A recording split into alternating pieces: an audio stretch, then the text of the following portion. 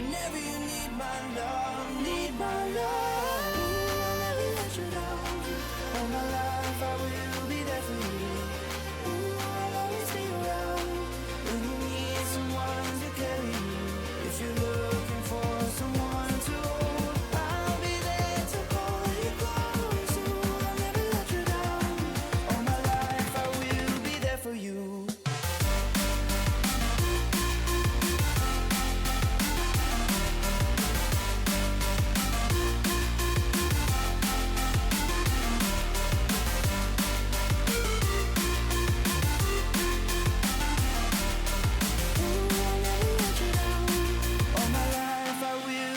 For you, I walk miles to get to you, babe. I don't know why I can't see you there. I've tried to get there, but every day I'm harder.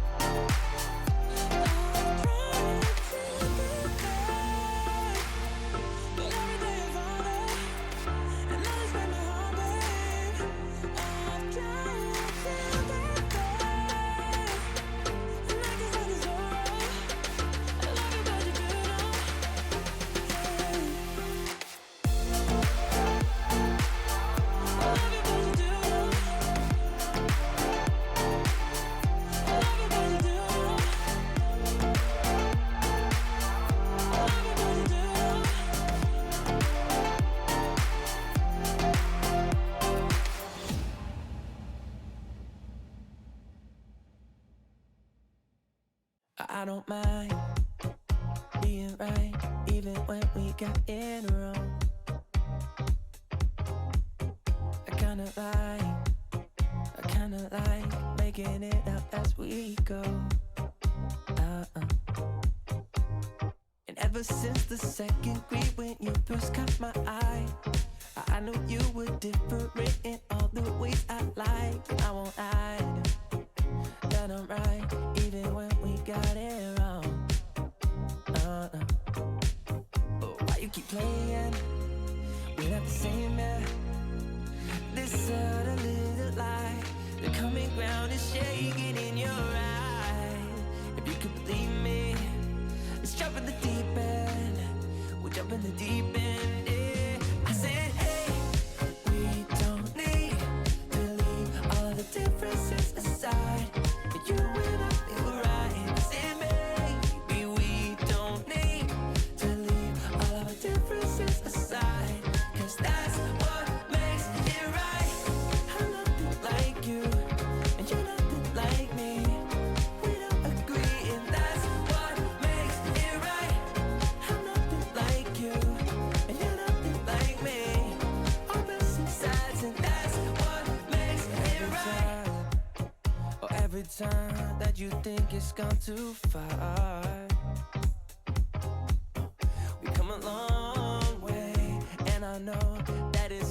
just begun.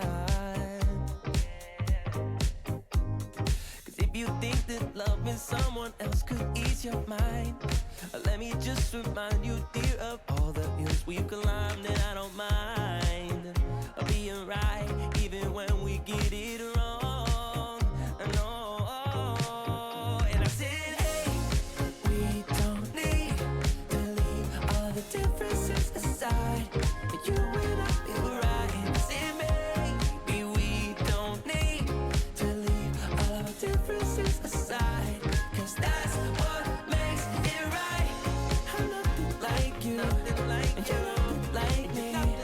We don't agree, and that's what makes it right. I'm nothing like you, and you're nothing like me. Opposite sides, and that's what makes it right.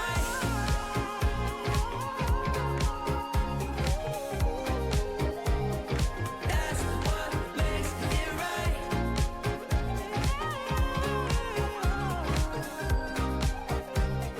That's what makes it right.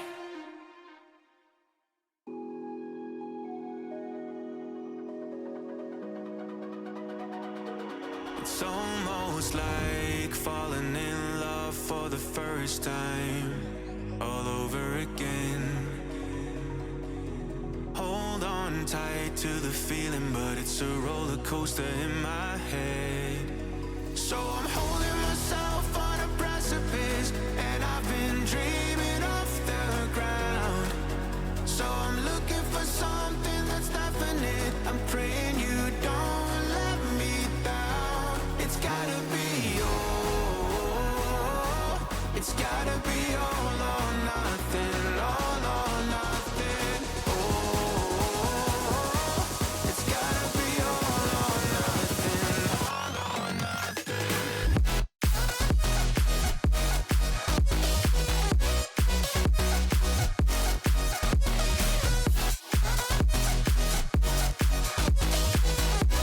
It's gotta be all or nothing. It's gotta be all or nothing. Oh, or nothing at all.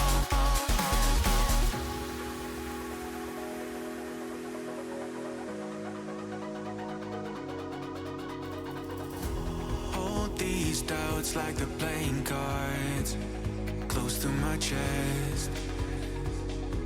Turn them round for the river and hope it's something that I won't regret. So I'm holding myself on a precipice, and I've been dreaming off the ground.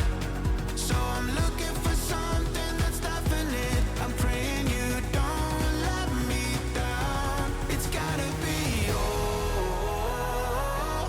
It's gotta be all or nothing. All or nothing. All right, hello everybody. Welcome back to Week 7, the last round of the regular season here in the Playfly Collegiate Dota series. We're going to have a very, very exciting matchup coming at you. We've got two 5-1 teams remaining.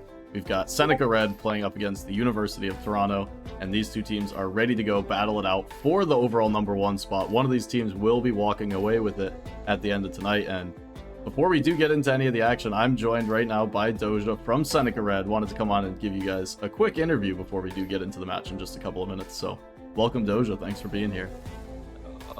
Hello. Grateful to be here, doing my first interview.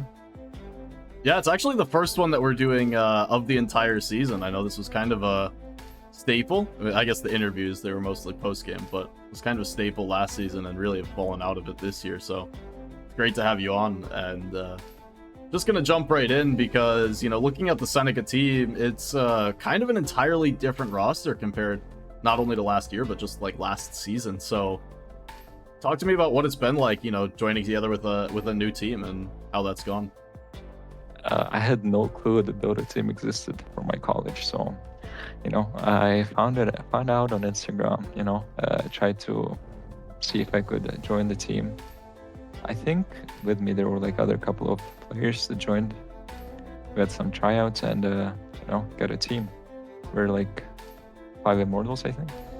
So And, Instagram was the source then. That Yes, was where it all sir. came from. Yes, That's sir, a new use one for Instagram me. best. I've not heard of a team funding up through Instagram. Yeah, that's where I found it from. And I think Seneca, I'm not sure how they did last season, but I think this season it's like mostly new roster. So Yeah, and played with each other.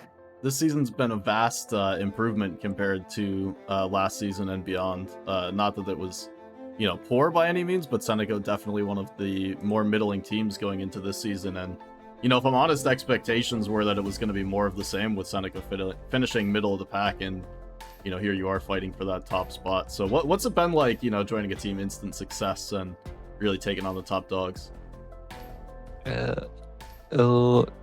We actually have a pretty good chemistry considering we're like a pretty new stack, and one thing that helps is we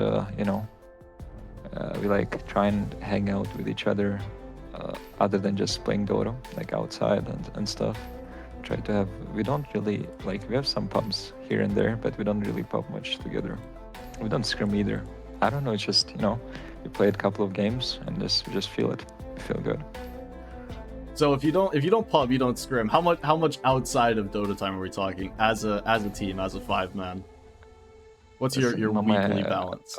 My captain promised me to get us some pizza, and he never did. So I don't know, kind of gotta up that club fund. Baffled at that. Yeah. Other than that, listen, we go to the gym together, play some soccer. Not me though. I'm kind of just studying. It is what it is. Life is tough. Sometimes there's nothing more that you can do. Gotta call him out right now. You gotta, playoffs coming up. Captain's gotta fulfill that pizza party role, right? Sure. He better be. So onto like the Dota the game front, right? You coming out of the off lane, it seems like you guys play very up tempo pace. Is that really kind of driven by one player's hero pool? Is that like your calls? Who's making those decisions? I would say we have everyone on the team has a pretty big hero pool. So we can play tempo, we can also play slow. So it's whatever we feel like at the moment, or whoever we're playing against. Let's say if we're playing against someone super high ranked, maybe we'll try not play tempo, to just chill out, play for the late game and stuff. But if we're playing against someone lower rank, we'll just pick Beastmaster Brood and just try and end it in 20 minutes. You heard it here. Beastmaster Brood coming up for game one. All right, leak the strat. What do you think your ideal game looks like? Maybe for you, but maybe also for the team. If you could have any draft, are you going for something super paced? Are you going for something more relaxed? How do you guys feel as a team?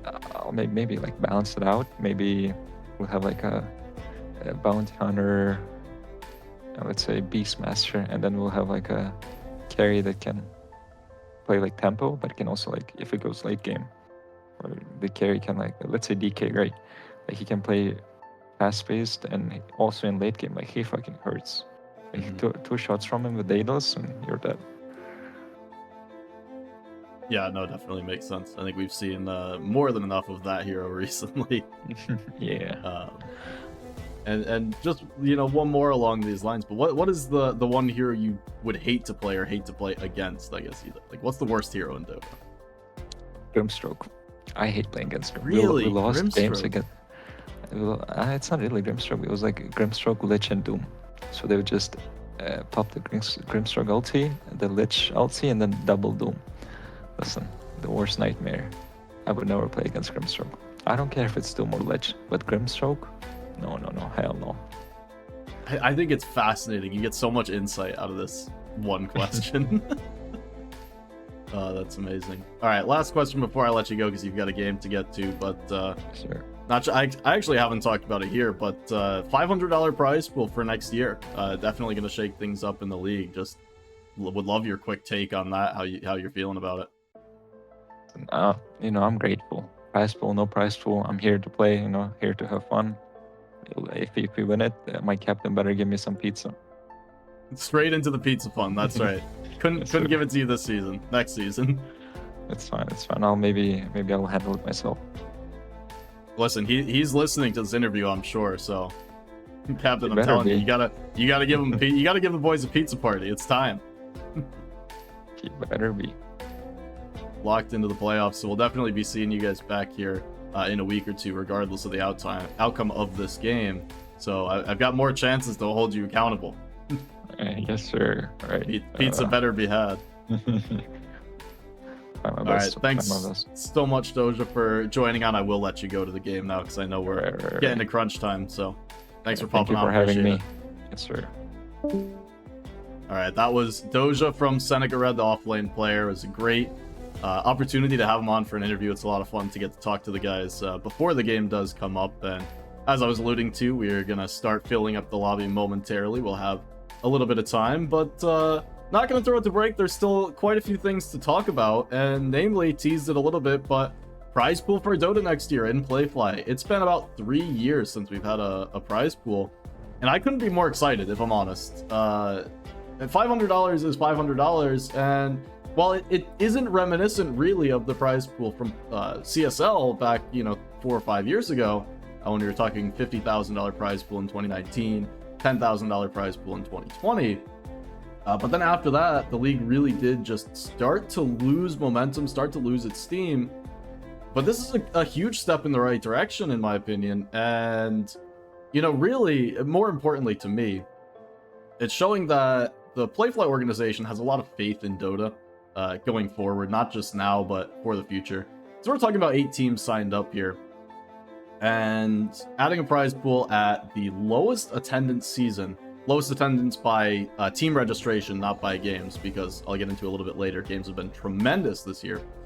But lowest attendance season, and I've always thought of this prize pool, I'm sure I've talked about it on stream before, but I always thought of this prize pool issue as kind of a chicken egg problem, where it's hard to get teams to come and play for a league where they don't feel like there's reason to come and do it. And there's only 2 ways you can attract people, right? You can attract people via the prize pool, so you can have monetary, reason to come and play, or you can attract people by having a large number of people, which is also its own problem to begin with. And so for the longest time, I thought the league was kind of doomed to just slowly fade off. You taper off, you lose the support of people, and that causes more teams to drop. And this is definitely a huge reversal from Playfly. Big shout out to the organization for taking these steps, and I really have my fingers crossed that it pays off going into next season. We see some more teams sign up, because I look back 4 years ago, I look back 5 years ago, we saw 32, 64 teams signing up. We had multiple divisions, multiple tiers essentially of the collegiate play, and lots of excited players through all levels of the game. We used to have top 500 immortal stacks playing, and in a different division, but in the same league. We would have Herald and Guardian stacks, and it was so much fun to see just every level of Dota represented. I remember hearing so many players just tell me that even though they were 1000 MMR, 2000 MMR, they're so excited to play in these official matches because captain's mode is where it is. And then at the highest level, it's a great way to get competition. The North America scene for Dota right now, not in the best place, and you heard Dojan now. These games are just a lot of fun. You get to play with other university students, and they really have been great. So I love that this is where the league is headed. I love that I'm able to be a part of it. I think that it's huge that I've had the opportunity to do this league while it was CSL. I played in the league, I casted the league, I got to do it while it was NACE, North America Collegiate Esports. And now that they have separated out and are under the Playfly umbrella, getting to do it here as well, it's been a super fun experience. There's really a lot that I've gotten to talk to so many players, I've gotten to cast so many fun games, and more to come, honestly, going into the playoffs and the next season beyond. So super excited to see. And yeah, that's what I have there. Make sure you're leaving your thoughts as well, because I think this is just so incredible for the league. I'm super excited going into the end of the season, going into next season. There's so much to be excited about, and we'll definitely be here for seasons and years to come. But gonna change gears a little bit as lobby filling up. University of Toronto versus Seneca Red. Alluded to it a bit in the interview as well, but this matchup is sure to be a fun one, as University of Toronto, their only loss came to the University of British Columbia this season. Not a team that was really on my radar to take them down, at least not this season, but there's so much history there. between those two programs, between those two Canadian programs. And guess what? Seneca and University of Toronto, it's going to be the battle north of the border, as we got two more Canadian teams going head-to-head. Seneca looking to be the second one to take down the University of Toronto. Meanwhile, Seneca did beat UCSD last week pretty handily. We covered that one, and it was a pretty quick series, a pretty steamrolly series. But they did lose to the University of Michigan, which is a weaker team. I mean, not to be, not to put too fine a point on it, but the University of Michigan has struggled to close out series.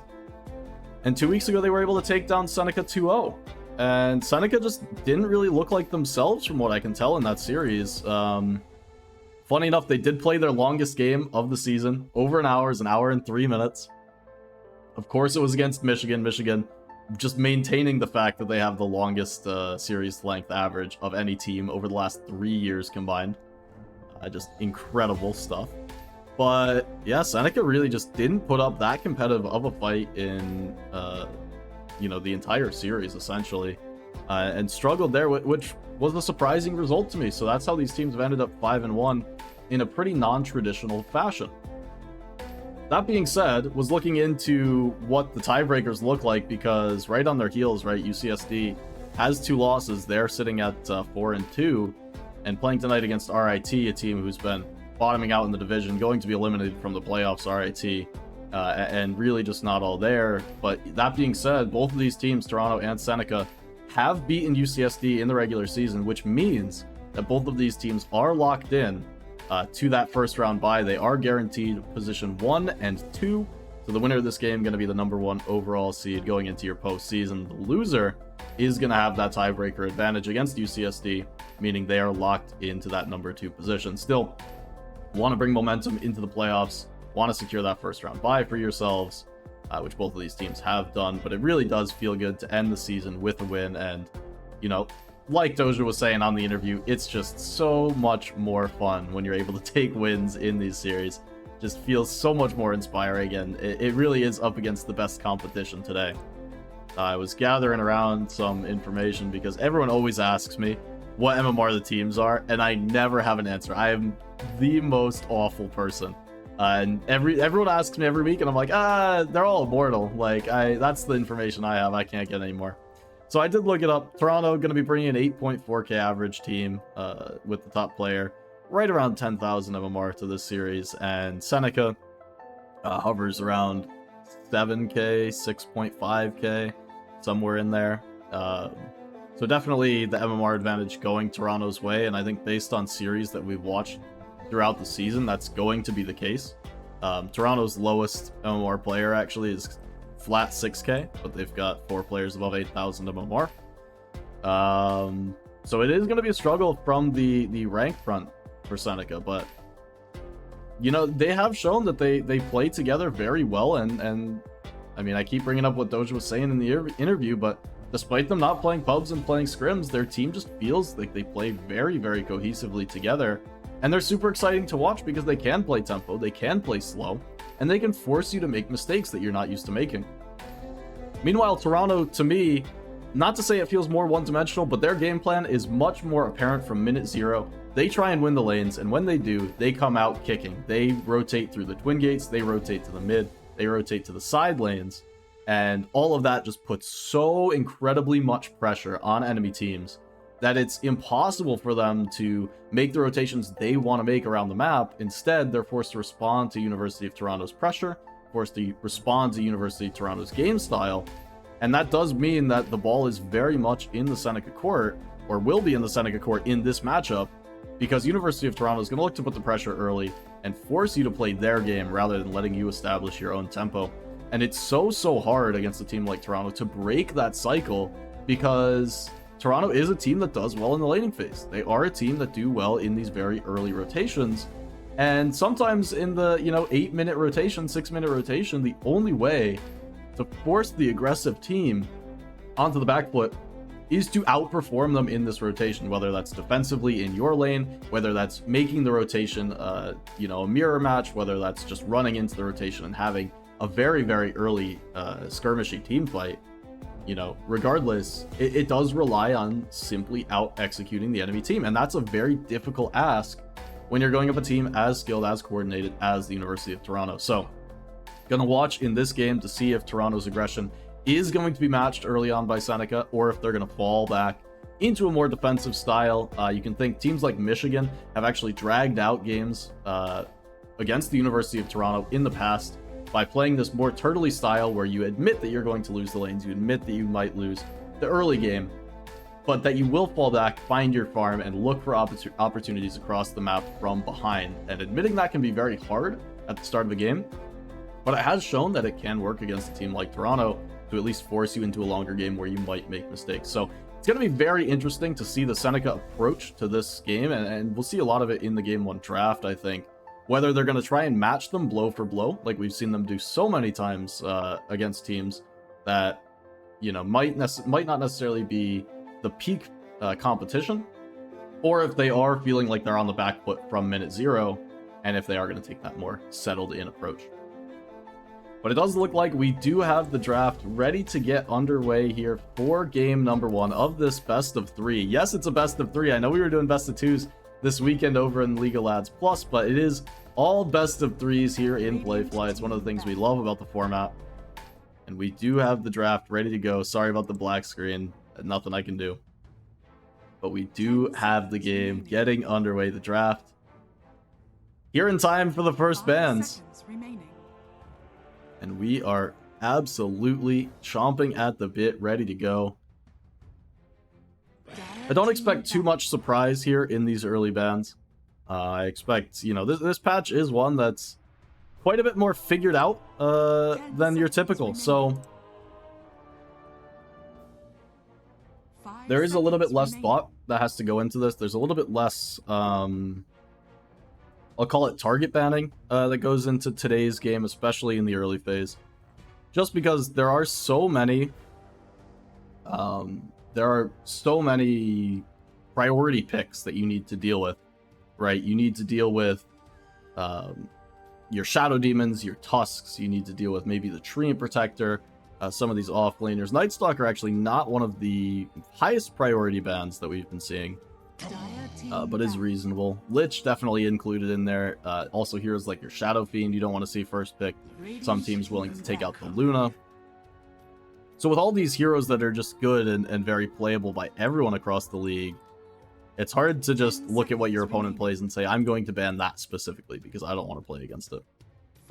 Where we definitely have seen a lot of that in the past, especially in Playfly.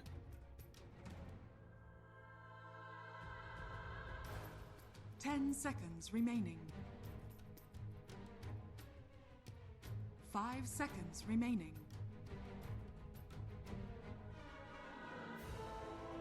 And funny enough, I said the bans were going to be rather quiet, and look at this, we have an Oracle ban, we have a Mars ban, so Toronto 100% targeting this Doja offlane pool. He was on the interview saying he plays a lot of heroes, the team plays a lot of heroes across the board, and Toronto might be trying to make him prove it early on here in this game 1. I generally don't like to read into the bans too much, teams kind of just ban what they want to ban, but you know, sometimes it is what it is.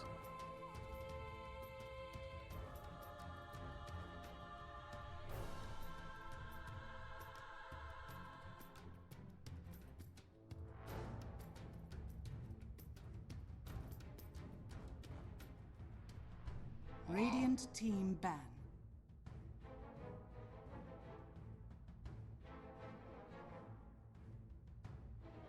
Ten seconds remaining. Radiant team pick.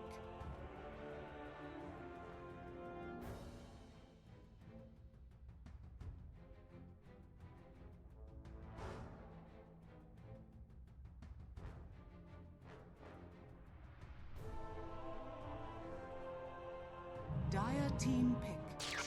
Storm Spirit. Alright, so once I said they were gonna ban out offlaners, take out the Shadow Demon, and things back to normal. First pick Storm Spirit. This is a newer innovation in the meta, I'd say. Not exactly, but a little bit more so. And Seneca, we'll see if they ban out the Pugna with their one remaining ban. This is essentially the rise of Pugna has been solely because of the Storm Spirit combo. 10 seconds. And then we also do see heroes like Medusa paired up with the Pugna. 5 But Pugna seconds is remaining. probably the biggest meta shift that we've seen in recent days. Radiant team ban. Because really, the post-TI patch has not changed very much about the game, which means we played for a very long time on the patch. And hello, look at that. Co-caster at the last second. Hello. 10 Glad to seconds have you remaining. on. I can share the game with you probably, seconds because you're not going to be in the lobby. Give me a moment. Dire Love when it team works ban. out like that. Right. I'll see the draft. How's that? Dire You can team see. pick. Yeah. Perfect. Very good. Radiant team Oh, Tinker pick. first pick. Yeah, I was just about to pull up whether Seneca have actually done this season, because I do remember them playing Tinker, but when they picked it, I'm not sure. I believe they pick it on versus UCSD. Was it last 10 seconds Last week? remaining. on the first game? Yeah, well, they did play UCSD last 5 week. seconds Pulling them remaining. up now. Radiant team pick. Skywrath Mage. They did not have it against UCSD last week. Did I watch the wrong? What can you do? 10 seconds remaining. It's fine, they're Storm Spirit heroes. first pick. Interesting. 5 seconds remaining. Alright, here we go. They have 3 Tinker games. Oh no, they did play it against UCSD. I just can't read. That's good for me. Oh. They picked it second, it looks like. Oh, not first pick. Okay. They did play it against Michigan 2 weeks ago. They lost that game. It was an hour long. Typical Michigan game, I guess. Straight back to the well. Dire team pick. Undying. Oh, and I'm immediately wrong. All right, opening up the pick order, that it does flip spots. So they did pick it first, and then they followed it with Treant, and they played the Nature's Prophet draft. That was the game. Oh, I'm remembering more about it as I as I read. 10 seconds remaining. 5 seconds remaining.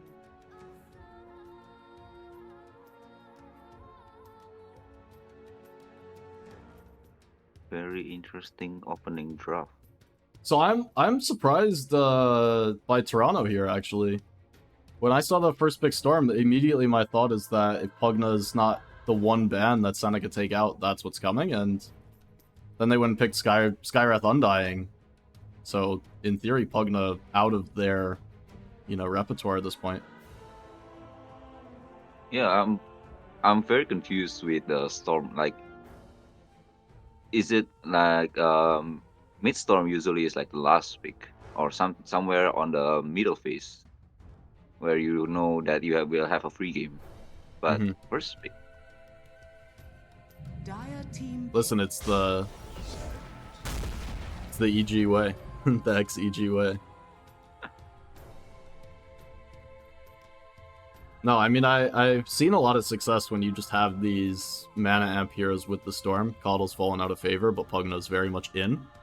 10 seconds. But I don't really understand the idea of first pick Storm if you're not going for this, kind of OP, like, give infinite mana to Storm idea. Yeah, Like, they will have plenty of damage, right? If they find a gank, Storm Spirit and Skywrath can kill so many heroes, but I don't know that you needed to pick it first if that was the whole idea, is like a Radiant team killer pick. combo with the Skywrath.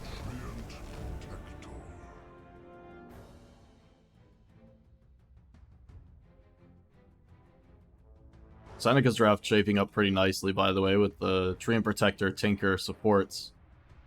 Just giving infinite sustain to these heroes, and Sand King Pango are not super easy to take down, so they are able to They're sustain big through fights. they're taking all the long fights here, and I think Toronto might be going for like the instant burst in the fight with Skyrack Storm combo Mm-hmm. +1. Yeah, I I mean, guess the numbers wise, Undying doesn't exactly fit that way, but also it's a pretty strong laning support. I mean, you have the Tombstone save later on. So I don't hate the pick. They're going to be pretty light on the control front, though, so they just have to be wary of that in their draft. Because if they're not able to get a pick off and zip out with Storm, their team fight can fall apart.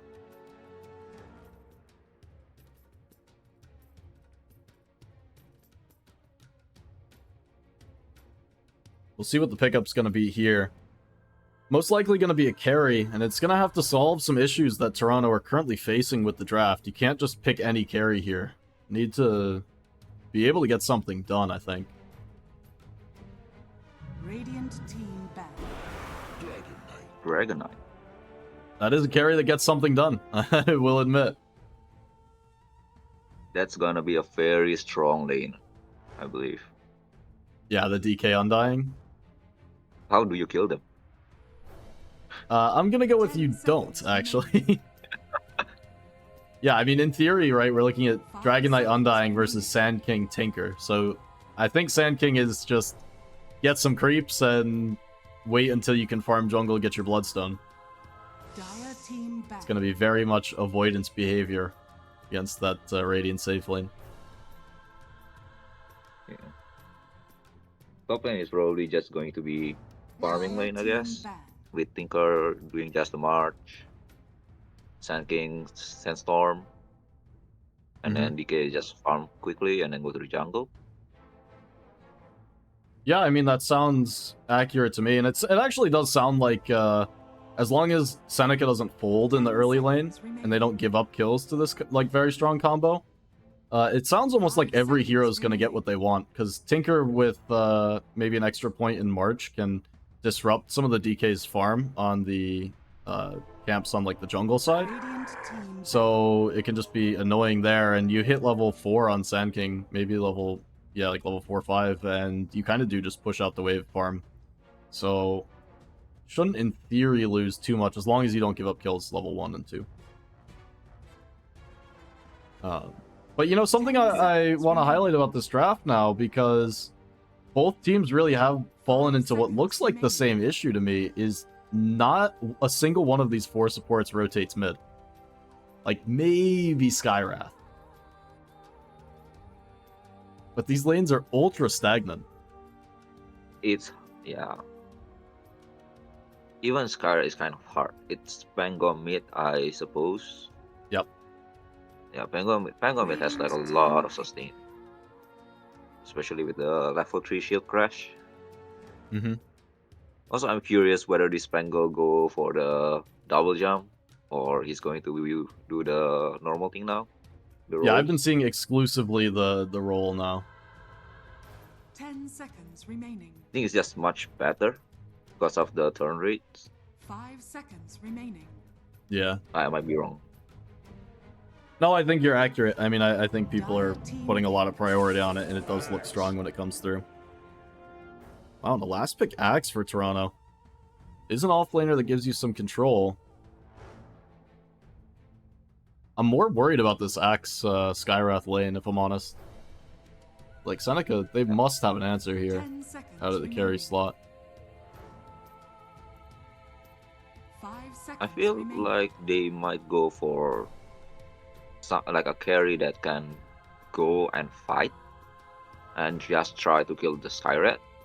I'm kind of awful, but I might want a Lifestealer last pick.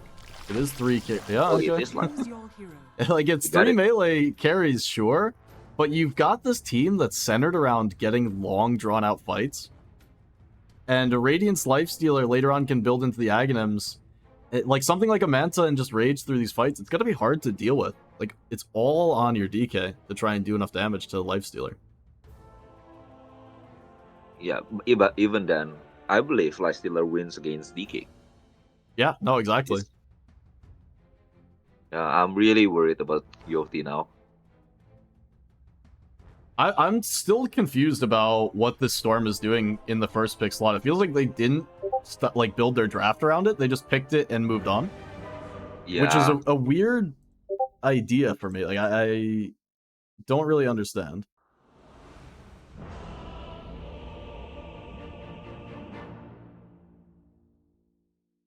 Maybe it's just that the mid player, I believe, he's like 10,000 MMR, so he's like Yep. pretty confident with any hero. He's just like pick me everything, anything. I just go pick first, and I will win the bid.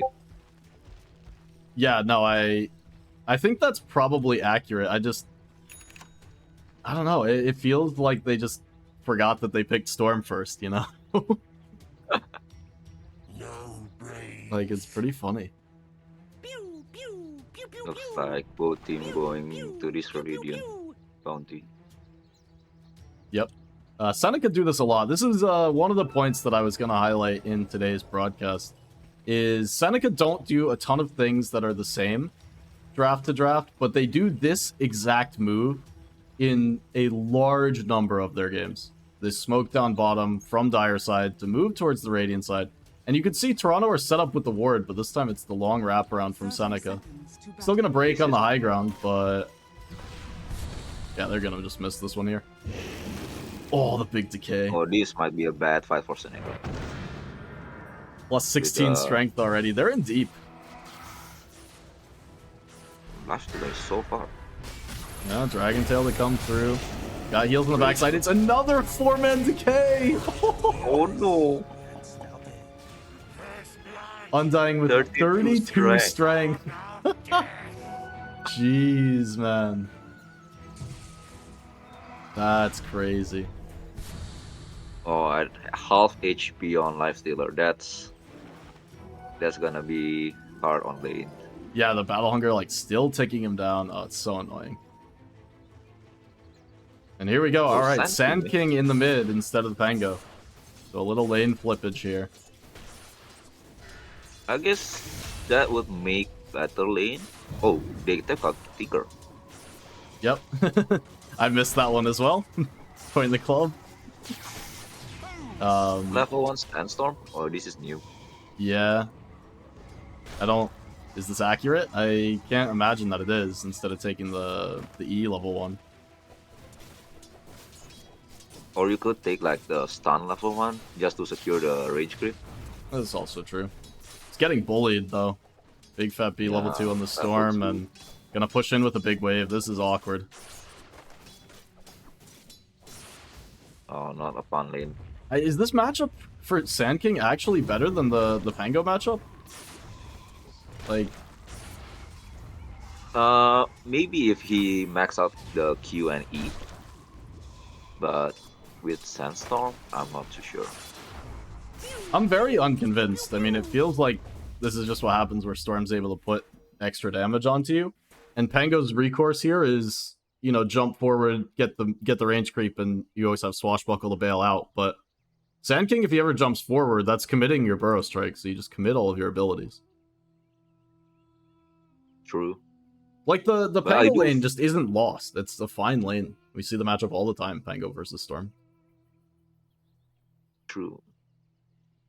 I just feel like because I saw Sand King with Q and E, sometimes they can like deal 50% of Storm HP if he did it correctly. Yeah, if you get him up in the melee creeps with the E. Yeah. That was what I think they were going for. But I'm not too sure. Yeah, no, I see the point there because, like, Sand King in the side lane does a very similar thing, and Storm isn't a very super long range hero. He likes to play in the middle of the creeps, so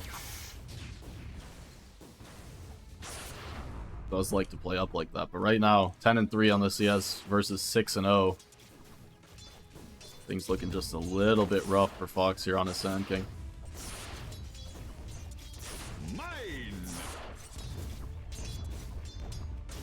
Big Fat B right now is holding a point for the Vortex, so he's still thinking this could be a kill lane, potentially. And as I say that, he puts the Remnant, and gonna be no more kill.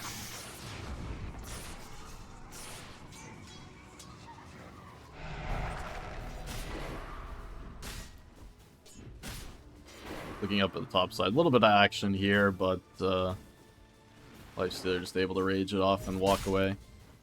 But early on here, all three Toronto cores leading in the CSN very handily. So I mean, look at the denies across the board, right? 3 up here in the top lane and 6 denies for DK down bottom.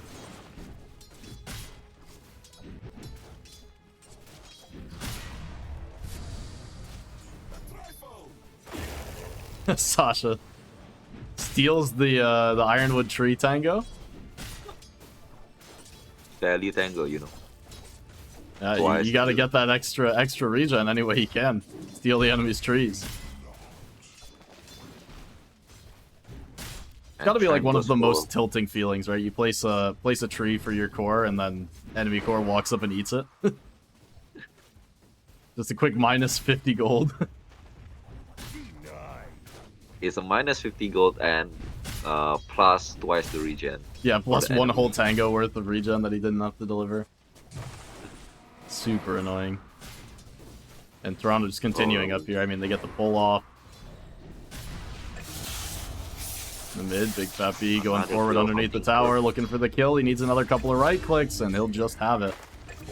Had the fairy fire to work with, too. Oh, and across the board, everywhere there's kills.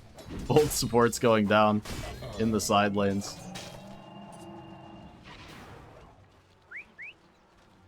.5-0 start here for the University of Toronto. You were just talking about how this is not a good way to start the game for Seneca. No, it's definitely not.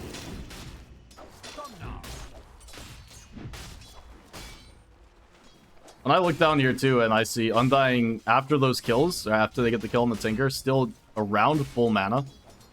So, I mean, they could just do it again. Like, he's gonna find more decays if he wants them. So he's being very, like, disciplined in the decay usage. It's always double decay, I think. That's huge. Yeah. I mean, every time I've looked at this Undying, he's got, like, at least 16 strength. Just always massive.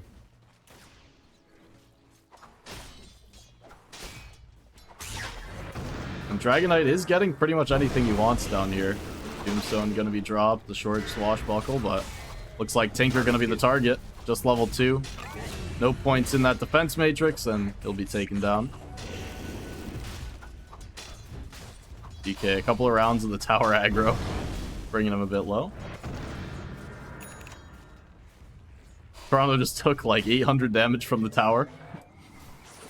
All is well. Oh, in the mid lane, Big Fat B hits his level 6 on the Storm. He's got the TP rotation coming in, but he's burning the Sandstorm. So not going to be able to get the kill on Sand King. Fox counting his lucky stars that level 3 Sandstorm was enough to hold him back.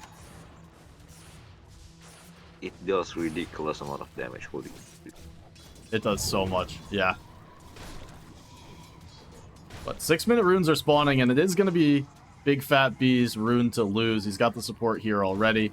Skywrath, the only hero that can really make his way over, and unfortunately for him, gonna spawn on the wrong side. No refill for Fox, but no rune for Storm either.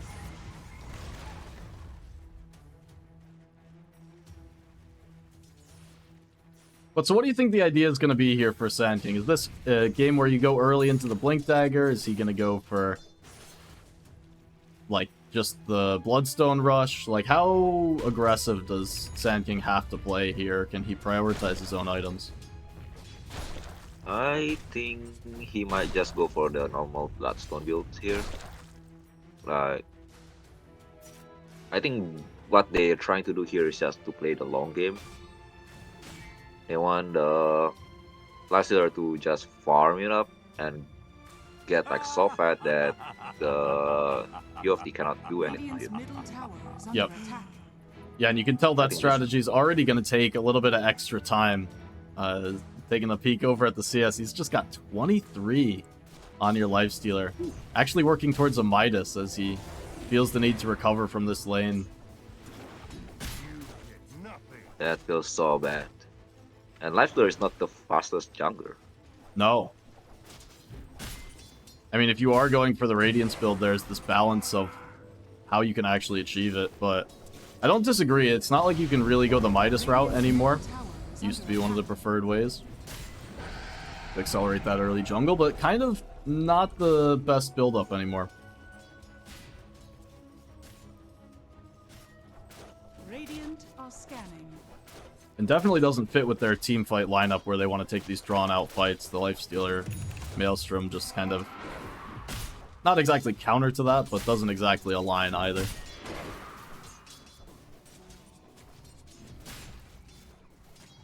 Personally, I think he shouldn't go for Radiance.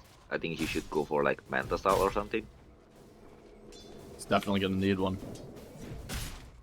With like Skyrat, Silence, Storm might go for Orchid. He would just die if he doesn't go for Manta. Look at this. This is the first time I was clicking on Axe. He's got a Vanguard in this lane. Oh.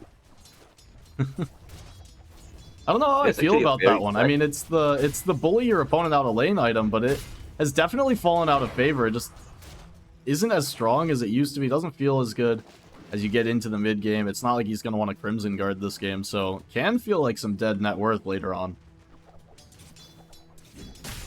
It does feel like very good in the lane though. Like, Oh, absolutely. this Lifestealer cannot do any damage at all.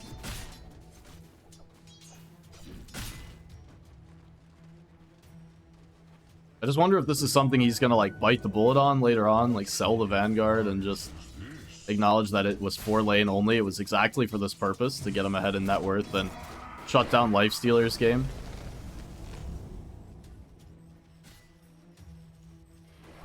Or if he's going to go a different route and, you know, try and hold on to it long term. Dire's middle tower. Personally, I think he might just keep it. And just keep it like, usually people go for like plate mail on Axe, but he might not want to go for it this game, considering the lineups. That's actually a good point. Yeah, if you don't feel like compelled to go for the Blade Mail, then the Vanguard does fit into the progression a lot better. So I guess we'll see what his next item is after the Blink Dagger comes through. I really like if this Axe go for like Vanguard and then the next item will be like Blink and then Pipe. That will just annihilate all the damage that Seneca has. TP's coming through. They want to defend this tier 1 tower top. They've got Pango, Rolling Thunder, channeled up over to the side. Gonna go on to the supports first. Storm Spear caught up in it as well, but he's gonna zip forward looking for TCM. Oh, the Burrow Strike on the backline, taking him low. Big Fat B in some trouble underneath the tower. He falls. Meanwhile, on the backlines, Dire able to control these supports. Shield Crash takes down the Undying, but now they're fighting underneath the Tombstone. The zombies starting to build up. As the Burrow Strike off the mark, Fox in with the Illusion Rune, so he's pretty secure. But still trying to right-click this Axe, doing just no damage through the Vanguard. And Lifestealer's not going to have much to contribute either. Still, they're able to surround him with 3. Eventually take him down. 3 huge kills for Seneca as they were yet to get on the board ahead of that engagement top. Very nice, very nice. They use all their resources at the correct timing. Storm has no chance to zip out. I mean, this is Sand King who's now on top of the net worth after that. He's got a Blink Dagger fully delivered to him. He took that fight with Phase Boots and a Raindrops. What is a dagger, you know, when the enemy comes to you? That's true. Still, this is the last thing that you wanted to give to the enemy Sand King, because we've seen so many games recently where Sand King gets this Bloodstone, which he is going for next, and just becomes a menace. And if they're not able to burst him down initially, they really are going to have Sand King issues later on in this game, Toronto is.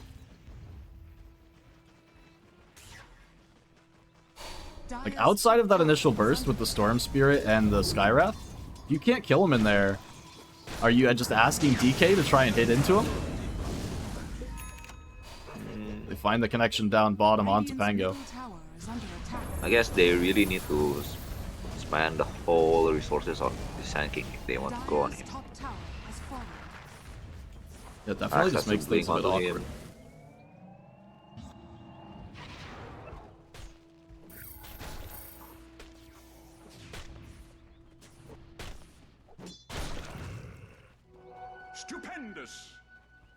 Still, Toronto, after they picked up that one additional kill down bottom, as well as the tier 1 tower top was finished off by Axe, back up to a 3,000 gold lead.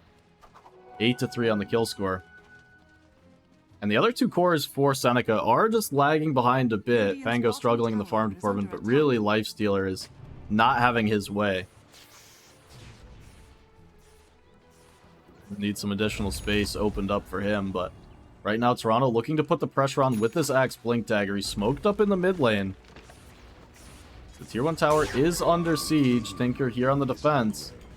Sasha wants more. Not going to find it. He's just going to roll onto the Tinker. They'll take him down. Pango here doesn't have the Rolling Thunder available. The Overgrowth holding Storm in place for now. Big Fat B in some trouble. The Epicenter dropped over the top. They'll take him down again. Second death on your Storm as they'll clean up the Undying as well. And a very similar situation where they're willing to dive a tier 1 tower, but unable to get the result from it. And that was just to jump onto a Tinker. Definitely at 13 minutes, not your priority target to find.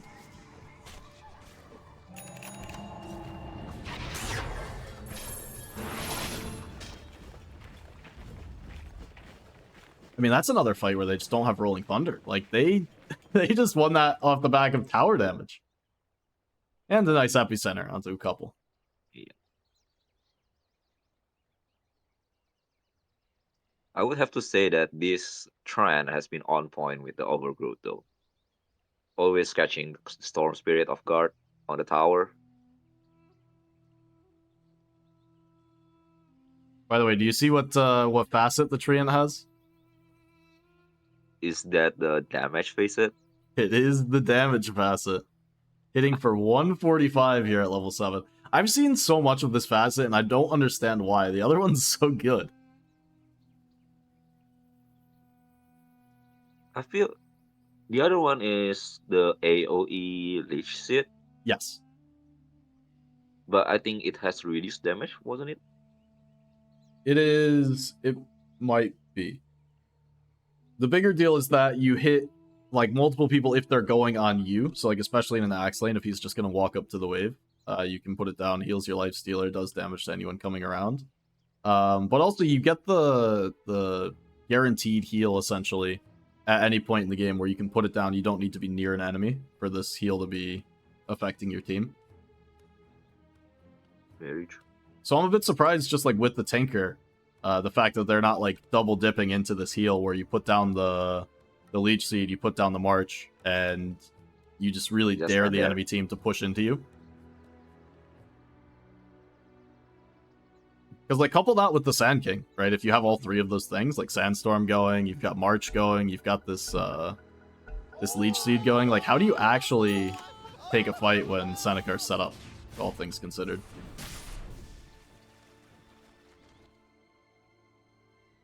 I guess that would be all on Storm going on the back line. And then just going out. Yeah, it's actually pretty awkward because that's how Big Fat B on Storm has died both times, I think. Is he jumps the back line and he just ends up caught in the Sandstorm Epicenter. And since he is only 1,000 HP hero, he is shown to be, like, burstable if he does jump the supports and doesn't find this great follow-up connection from his team. Radiant are scanning. Oh, smoke. Yeah, smoke gonna break. They find the Treant. 145 damage, not a lot to the Axe. They're hunting for Lifestealer as well. Frock, Midas complete, but still far behind in the net worth. He doesn't have a TP. Gonna try the Infest play, run away in this Ogre Frost Mage. Gets himself off to the side, but the call is gonna find him. Dunk off the mark, but they'll have the kill regardless.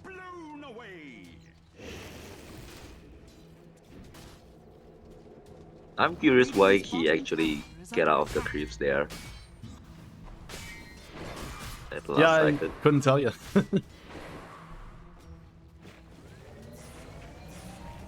I would expect him to just like run away all the way to the Rosh pit. Rolling Thunder, Burrow Strike to come through. They need a connection. Oh, but it rolls the wrong way! He bounced twice off the wall. He's just gonna have to bail out on Pango. That was some shenanigans. That was some nonsense. Oh, the silence. They cancel out the overgrowth. They drop down on top of him. But Treant Protector living through it all. He's able to walk it off now. Pumping the overgrowth. He is going to commit it. He'll take down 3. Tombstone on the high ground, living for a while, but will end up cleaned up. How much heal did the Treant get? That was insane, actually. I thought for sure he was just dead. Nope, all of a sudden, half HP healed.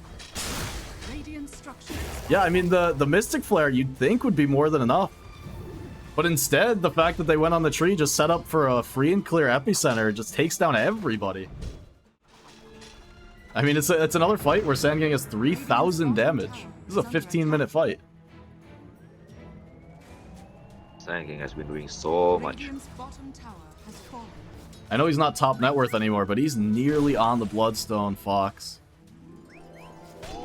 And he was bullied in the mid lane. Oh, he was abused, yeah.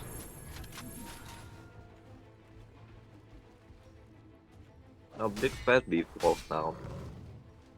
Radiant's middle tower is under attack. Just looking at Dragon Knight, because DK has surpassed everybody in terms of the net worth.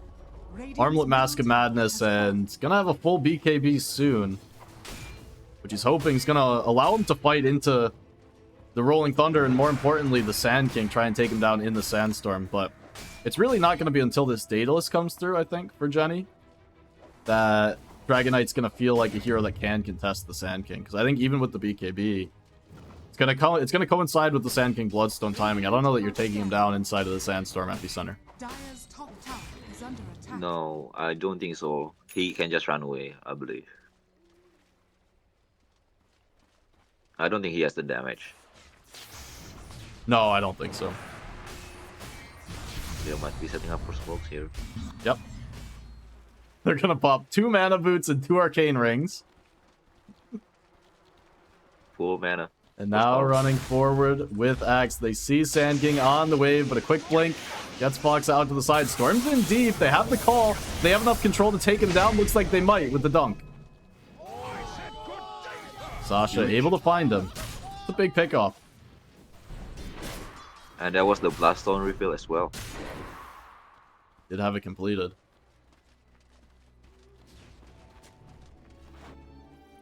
Unfortunately, he activated it and didn't even have the Sandstorm going, so no magic damage put out. Oh, Armlet.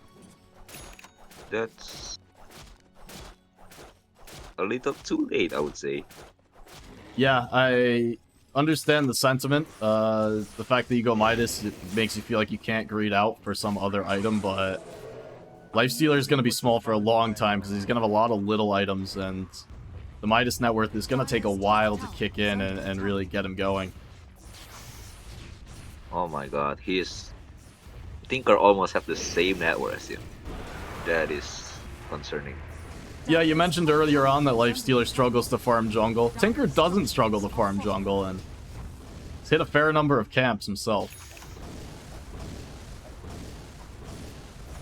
BKB online for Dragon Knight, and they'll siege down this tier 2 tower top. They bring the whole 5-man. Not going to be contested by Seneca, as they'll just let this tower go. Dire's top tower has fallen.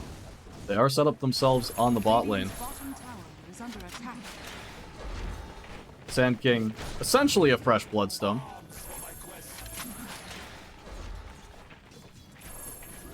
Tinker nearly has the pipe completed for their team as well on top of the Holy Locket, so we'll be kicking in more heals in this team fight. Is under attack. Does beg the question though, are they going to suffer for damage now? Because Radiant, University of Toronto, they're starting to get enough HP to live through this initial Sand King jump. And Lifestealer's not going to be kicking in much damage at all. Pango is going the route where you can do damage with the Diffusal Blade into the Aghanims. So recognizing he can't just go this utility way, but definitely going to be light on the damage front for the foreseeable future. Oh, Double damage rune will help. It's going to be spotted that it gets picked up. I think they know they smoke now. Fox. Vandals up the epicenter, jump forward, finds two. It's the Storm Spirit as well, but Call, the Shield Rune as well, keeping him alive, trying to heal with the Bloodstone, and Fox will manage to do it, but he's getting brought down. The dunk off the mark, he's living for now, but he's getting taken down. Big Fat B able to zip up to the high ground and get away from the Rolling Thunder.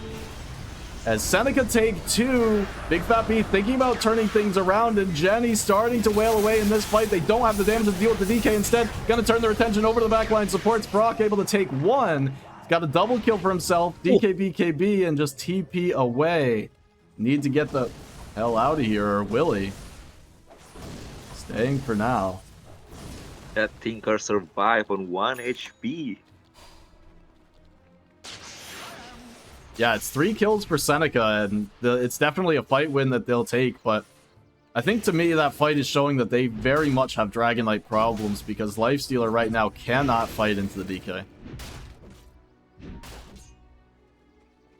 Oh, Crystal is completed. Now that's become a huge problem now. Yeah, DK is going to have free reign in team fights until Lifestealer can build up. Probably not even just one more item, but he's going to need the second. Yeah. Like, he's going for the Radiance now, and it's just all these things, all this build-up.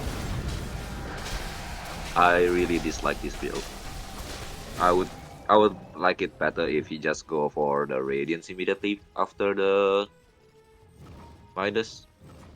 I think if you want to go the Radiance, you might have needed to skip the Midas and just acknowledge that he's going to suffer for the first however long. Need his team to help him get space and struggle to get this Midas, because it just feels like he has so many components and not enough finishing power. Like, he's almost conceding the fact that he has to wait for 5 items. Jump forward onto Tinker, and they're going to find him. But the Rolling Thunder, the Burrow Strike on the backline. It's a lot of damage. Looking for Storm, not able to take him down again as he's able to zip out to the side. Now caught by the Rolling Thunder again. Big Fat B in some trouble. They have the damage, the Overgrowth as well. Not even needed. They're going to just use it to take down the Undying. Huge. And by the skin of their teeth, they're able to take down Big Fat B. Feels like you misplayed that one. He just didn't zip far enough away. Gets caught by the Rolling Thunder on the back end. And now it's the Roshan. Free Roche. I don't think... Actually, they might be able to fight it if DK comes.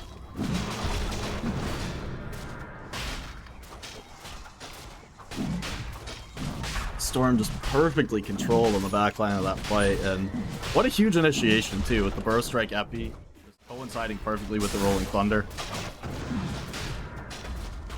Just barely able to do the damage.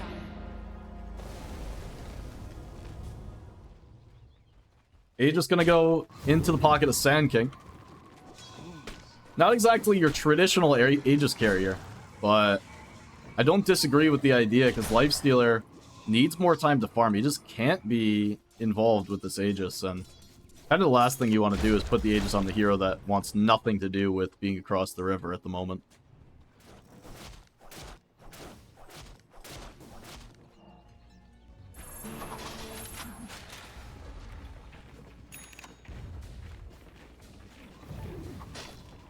What an angry range creep. It's alright, we're 24 minutes into this game, right? It's 14-13. And despite how it's been feeling for Toronto, it's almost like every time Seneca needs a win, they manage to find a teamfight win off the back of a nice epicenter connection. Right now, Sand King definitely keeping them in the game.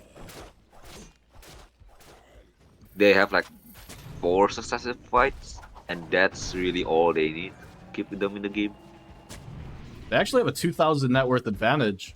But you can see how they feel. They ward blocking up their own jungle camps. They don't feel like this is their space in the slightest. So it is definitely, despite playing from, I'll call it ahead with air quotes, so much of this net worth's on your Tinker, you're not really ahead. But nearly 10,000 net worth on Tinker.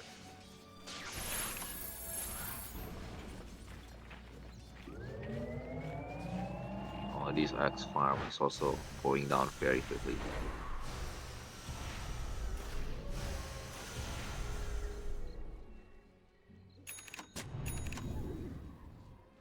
Radiant are scanning.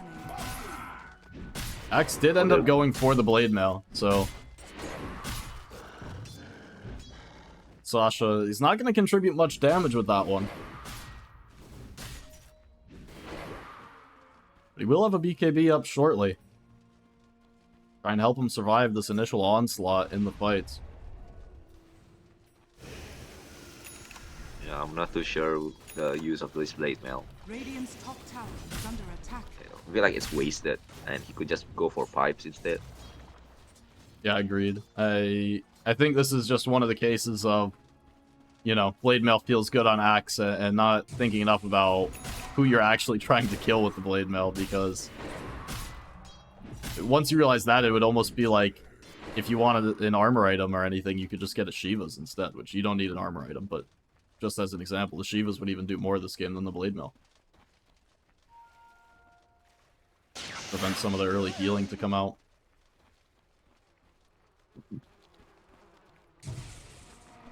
And I think it's actually an important, you know, point to make. No one's eyeing up the Shivas, and it really is only Axe who can get one this game. But it's a pretty important item against the Bloodstone, Lifestealer. You've got all the Tinker heal coming through, even the Treant Protector. There's so much reason to go for some amount of anti-healing.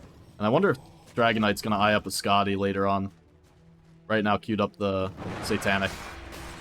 Radiant's bottom tower is under attack. I think he might not go for it and just go all for damage. Probably just go like Assault here or something. Big Fat B, he's in solo, is with the shield brew, and the TP's coming through. Epicenter channeled up, it's gonna be cancelled. The Vortex holding him in place. Fox needs to get that spell off, but right now he's starting to die. The shields come through, the healing as well. Yule's up into the air, saves him from the Mystic Flare. He's got the Infest heal as well, with the team starting to crumble behind him. Now he's called up. Brock going for it, but not able to chase down the Storm Spirit. Aegis gonna be claimed. It will be round 2 for this Sand King. He still has the Epicenter available, but again, the rest of his team is just dying. He's coming in with the Epi, but the Burrow Strike not able to land, and now Fox in a lot of trouble. Wait a second, the damage coming through. Fox charging forward. He's able to take down 2. Sasha's pretty low, but Dragon Knight's not, and he does have the damage to stand up. Yule Sceptered in place. Sasha again falling low, but 1,000 damage crit to take this pesky SK down. Yep, I think that's answered the question whether he's going for Skadi. I think he just go all out damage here. 12,000, excuse me, damage in that fight for Dragon Knight, as he just stands free and clear. And that one was a really awkward engagement for Seneca. They saw the TPs coming, and I think they just assumed they could get the Epicenter off, but he was held for so long in place on the Sand King, just unable to get the Epicenter in his first life. By the time he gets it off, he's already without a team.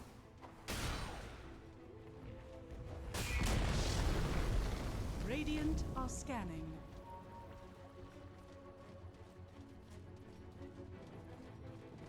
Did Sand King actually use BKB, or does he? No. Sand King? No. I think he might need a BKB here. Yeah, I mean, I was trying not to click on him while he's dead, just so that we can click on some of these heroes, but I saw this Eternal Shroud, and I don't know about this one. Yeah, there's almost 0 magic damage except for Storm, or maybe Skyrat. Yeah, to me, the Eternal Shroud just feels like, for how much you spend on it, it's way outpaced by the similar magic resist items in like Glimmer or Pipe or anything. So it just feels like it's not worth the cost, let alone the fact that there isn't magic damage. Haste Room Storm, he's a bit low on the mana, but able to walk it off. BKB available, so he's totally safe.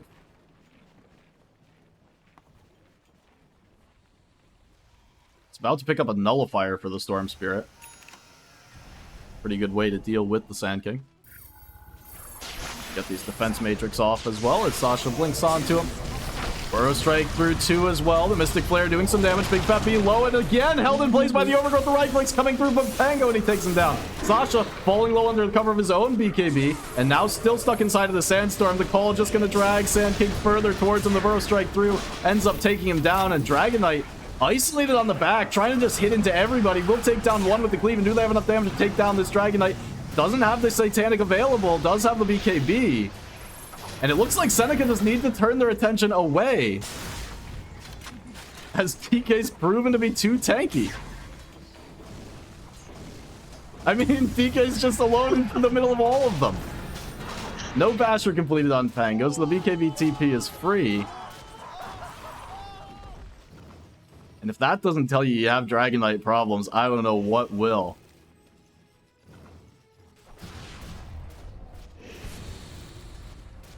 But this lifestealer is coming in quite soon A little something with like a name scepter.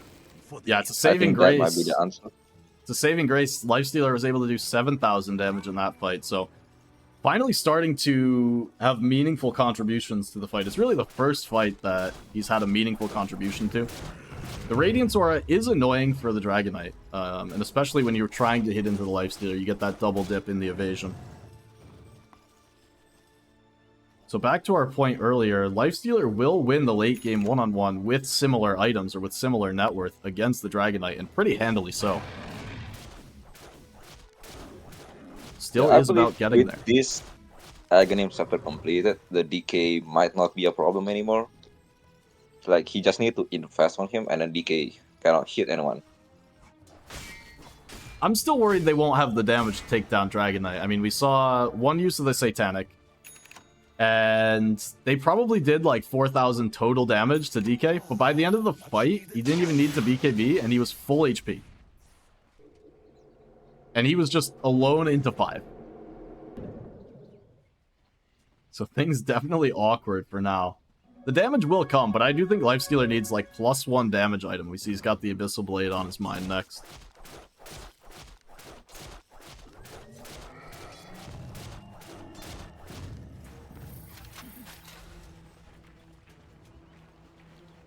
Dire are scanning. University of Toronto have gathered down on the bot half of the map. Roshan is available. Dire scan is just barely going to connect. His toe dips his little pinky toe into the Roche pit. But Toronto right now positioned up on the high ground, expecting a smoke to come through. Now gonna walk into the pit. See if Seneca want to respond to this when they have some idea of what's going on.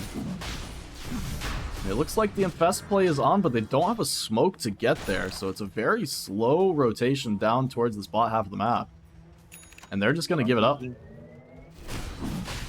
I think they give him Roshan falls. Dragon Knight picks up the second Aegis of the game. Monkey King bar available and online. DK top net worth in the game by a wide margin. So much damage to work with as well, and nearly level 25. I mean, DK's about to hit 24.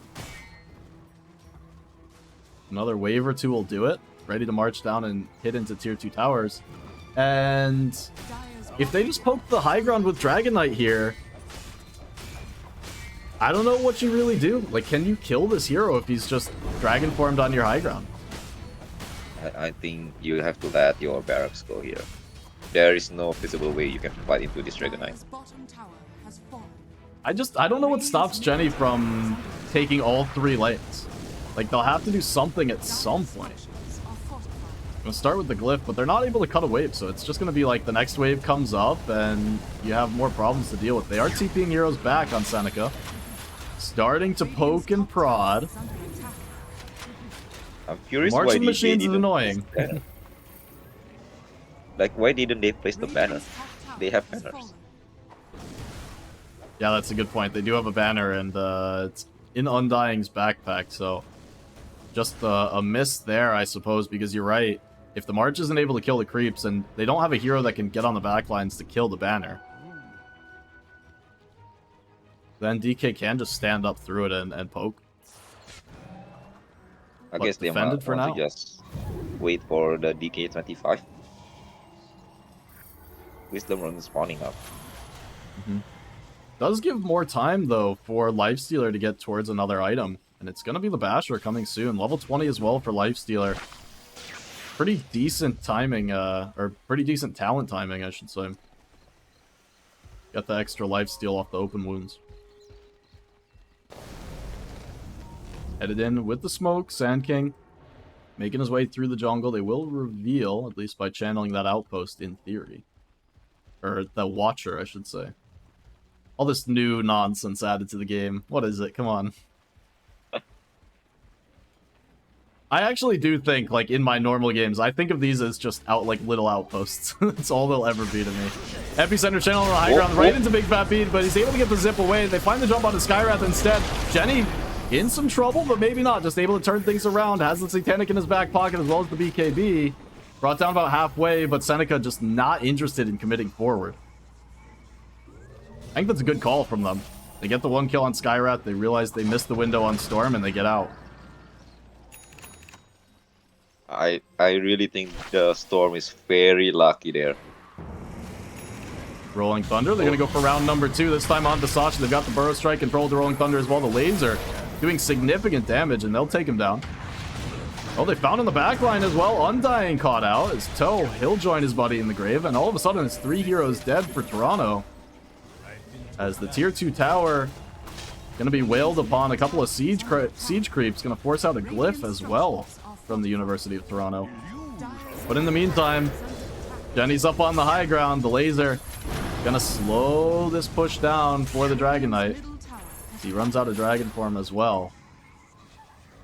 And with 30 seconds, 2 heroes still dead for Toronto. They're gonna walk up high ground themselves. The tier 3 tower down to about half. There is a Radiant Glyph available as the zip. It's gonna connect forward, but not able to get the range off, and he's just dead. Now the zip forward on the back lines as well.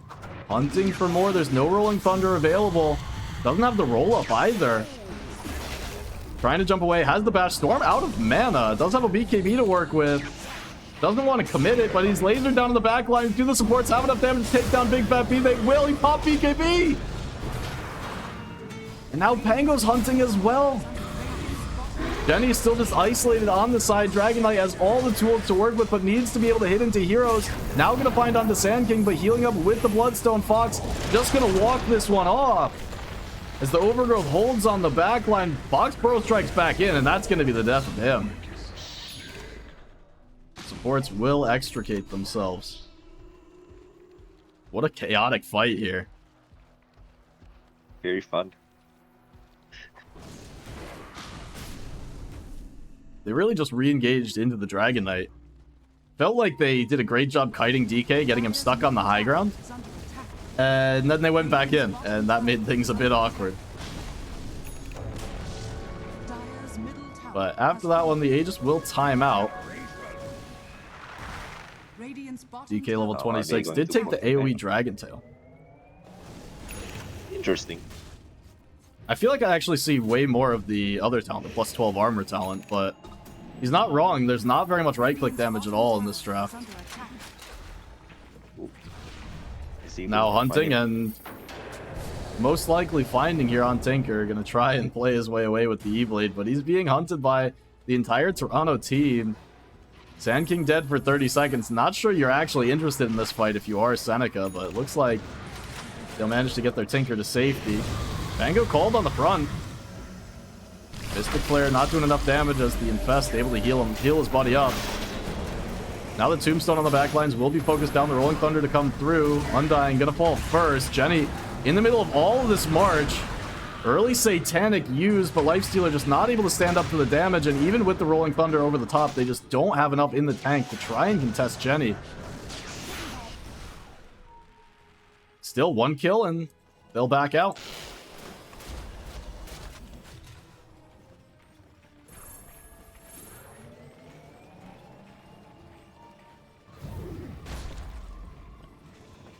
What a strange game. What a weird game.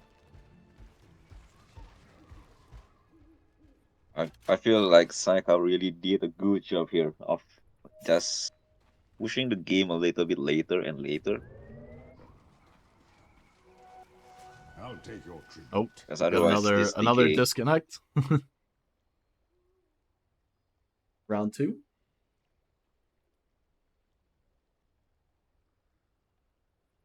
crash again.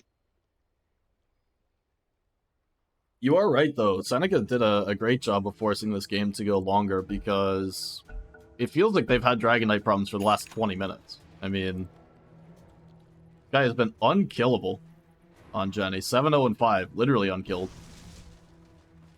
I'm really curious why U of T hasn't decided to just go high ground with the banners and just siege with the Dragon Knight. Yeah, I think the longer they wait, the harder the high ground does get. So unless they're waiting for a commanding team fight win outside of the base that they can transition. Like, they had 5 whole minutes of Aegis where, in my opinion, Seneca just couldn't kill the Dragon Knight, even if you plant him on the high ground. There's no killing this guy. This Dragon Knight already have 6 slotted. Yeah, it's almost like Dragon Knight is playing an Alchemist in this game where you hit this 40-minute timing and DK doesn't have much room to grow, right? So at some point, the farm will stop mattering on DK as he has simply too many items. And his team is not close, by the way. I mean, Storm Spirit is not quite falling off the mark, but isn't over-farmed compared to the rest of the heroes in the game. And Axe is, you know, really struggling to keep up. Has finished up a Shiva's Guard since, but you can see that, I mean, they're now 5,000-6,000 gold behind Toronto are, and it is all on the back of this Tinker, who's continued to push waves, farm camps. But he's been getting work done with the net worth. I mean, he's got the Ethereal Blade, he's got the Pipe completed, the Greaves. Just providing a lot of utility for the team. Hunting Pango. Not able to get the spells off, and he'll be found. Doesn't have a buyback, so 80 seconds, he's going to be on the deck. And Roshan was a fast spawn. It's available down bottom right now. I think they might just want to go high ground now. I can't disagree with that idea. Without the Rolling Thunder, super, super difficult to work. Where's the banner? Where is the banner? They've got it on the Undying, still holding it for the time being. Tinker coming in. The Living Armor can only hold your tower for so long.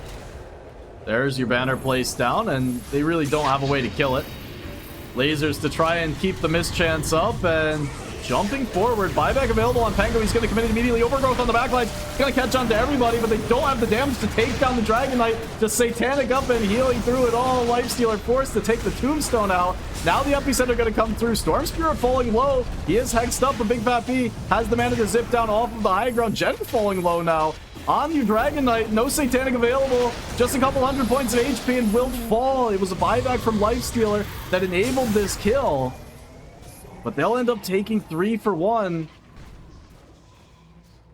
And up on the high ground, Toronto. Is the struggle going to be real? This might spell the end of Toronto. They do have a very clear path to victory now. If they're able to take out Lifestealer, he's hit the point in the game where they need the Lifestealer damage to do anything in the fight. So Toronto, if they're able to make it to the next round, gonna have a good shot in the team fight. But for now, 55 seconds, no Dragon Knight, and no buyback. Remember, last time up on the high ground, Lifestealer just got picked off as Storm Spirit with the long-range zip was able to silence him, take him down. Right now infested inside of the Sand King. Looking for the connection. Dunk forward with the Hex. They're going to try and take down Big Fat B. The Burrow Strike to come. Do they have enough damage? They do. They take down the Storm. 90 seconds on the deck. Does have a buyback. And they force one out of Storm as well, but they take Axe. And for now, these cores holding on to the buybacks. The base under siege. And those are incredibly huge pickoffs for Seneca to find inside of the base. Just hand delivering them kills here.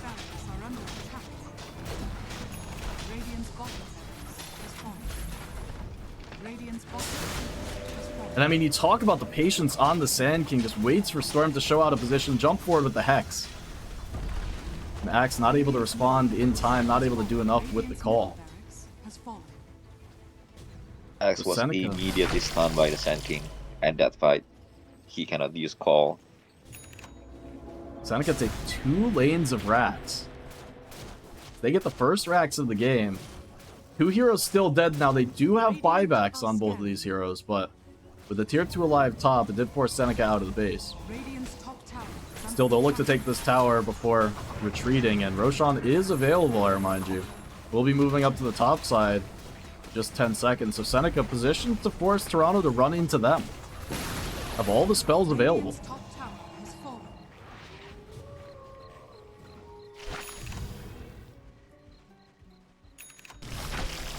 All of a sudden, 14,000 net worth lead. Oh, last Stealer 25 is going to be huge here. Did they ever fix the other one? The one that you don't take? I remember for the longest time, and by longest time I mean years, the plus 1% used to be 1.5%. Didn't actually do anything. You got a higher number and it didn't work.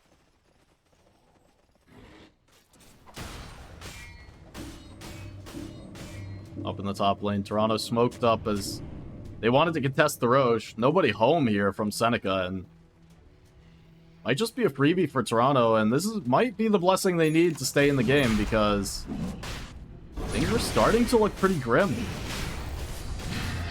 Oh, and this is agony for Storm. It is indeed. He actually already has his. He picked it up just after that last play. So if it's not Ags for Storm, who is it? DK for free? I would like it to be... Yeah, I think they were going to give it to DK. But I would like it to be for Axe. I think it's more value. Radiant's middle tower is under attack. Yeah, I've never liked giving it to your position 1 when he's this overfarmed, this like game state, because what's he gonna do with all his net worth now? I mean, you talk about like buy a Moonshard and that's about it. You pocket Refresher, but is that more important than like getting the extra net worth on your Axe? Dire are scanning. And that counter Halik is actually quite good. Yeah.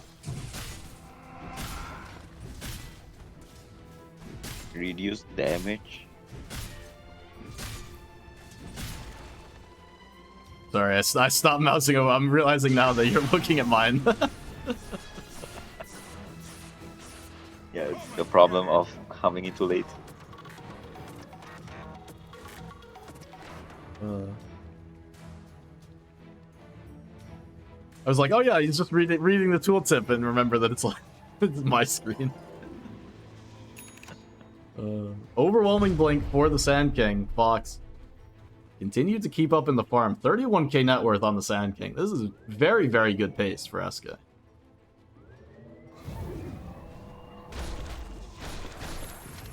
And honestly, talking about Fox's game, we can go all the way back to lane, where he just did not have a good time. I mean, got bodied by the Storm Spirit early on.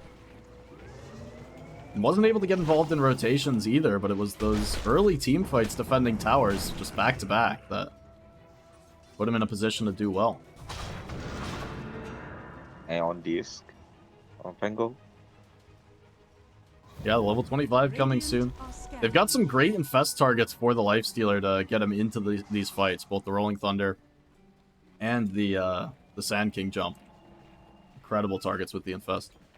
And you know, it's actually interesting because Lifestealer, we've seen a lot of defensive infests this game, where he's using it to heal his teammates, alongside the heals coming through from the Tink or the Bloodstone, even the Treant Protector. So just so much priority on the heals. Yeah, I actually haven't seen this Lifestealer use his agony on the enemy. Like, I would suspect that, you know, when you get it, you want to invest to the DK. Make him cannot do any attack. Well, listen, one of these times we'll see him infest the enemy like BKB TP home and then get stuck in the base, right? You know, you just greed out for that like Basher proc, you're looking for the Abyssal Blade, you don't get it, and oops, I'm in the fountain.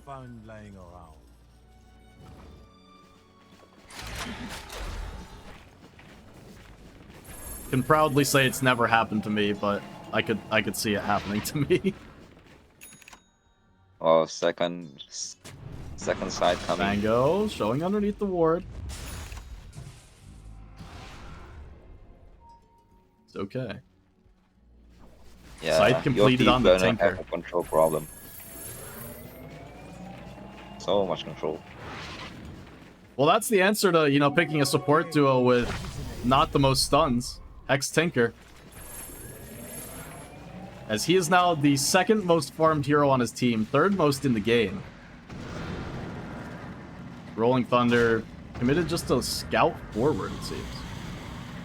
Brought the Lifestealer with him, and he's zooming. I thought he just used it because it's low cooldown, but he's not level 25 yet. Yeah, it's a bit awkward because now with Sand King getting jumped on the backline, the overgrowth not enough to keep him alive as the dunk comes through. There's vision enough to take down the Stream Protector, or is there the Healing Lotus to come through? And Gem goes down. That's a big deal. Both of these heroes have buybacks. Not going to be the happiest to commit them, but most likely will be required as we see Sand King buys first. I like how the Dragon Knight just keep the banners on as well. Toronto force out, or they force out both buybacks, and they'll just back off. Sand King looks like Charging forward, the Hex, long range, catches them, and now the jump out, Infest proc, in on the Dragon Knight, able to get away from Storm Spirit, but Big Fat P, look at the damage coming through, they're trying to take on the Sand King, they'll just have him. Rolling Thunder not available, he needs another couple of seconds to get it off. And full retreat mode from Seneca, but they've already lost Sand King, 120 seconds on the deck. Lifestealer just able to escape as now the Rolling Thunder coming through, but they've lost Tinker as well. Big Fat B falling low on the Storm, but the Force Staff able to save him, gets out to the side, zips all the way to the low ground, and he's out. Tinker buys back, TP back in, looking to save his buddy. They need the heals to come through. Big Fat B all the way back to pull the Vortex onto 3, connects onto everybody. Pango buyback, but it's not going to be enough. It's going to be too little too late as the University of Toronto are starting to clean up in this fight. Dragon Knight under no threat, and it's just Lifestealer against the world. Not going to be Arteezy today as he'll fall as well. And it's one hero with a buyback, just the Lifestealer and Pango to try and desperately hold against the entire Toronto team. Tier 4 towers were taken down, but Roan going to be safe. Now it's tier 4 time for Toronto as they're able to take the pinnacle team fight outside of the base. And I just can't see a defense here. No, I think this is game over. Jumping forward, the call onto Lifestealer. Drop the Mystic Flare as well. He's able to get inside of the DK this time. Holding him in place for the time being. Now that he pops out, Proc gonna be in some troubles. Caught up by the Dragon Tail. Rolling Thunder back available. Pango starting to get things done, but call comes through and Proc, the right click starting to build up onto him. Able to run to the side. They're buying time, but are they buying enough is the real question. Dragon Knight just going to turn his attention back to the tier 4 towers. Now Proc falling low. Doesn't have the rage, and he gets taken down. And that's going to be your game. GG to be called. It's the 53-minute thriller. University of Toronto able to pull it back from the brink after being ahead for nearly the entire game. That fight outside of the mountain, the outside of the base, is really game changer. Yeah, Seneca just threw all of the buybacks in as well, and it wasn't enough. Just tried to bring back as many heroes as possible, but couldn't connect. And it almost all goes back to that Pango Rolling Thunder that was just in the mid lane before he was level 25. Just kind of committed it to commit it. Toronto jumped on that opportunity, and even once Pango bought back, he didn't have Rolling Thunder. So they're taking that team fight down ultis and don't have the spells to sustain through.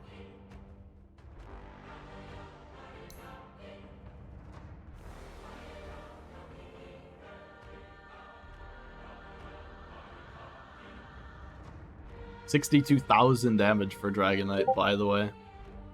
Very nice amount.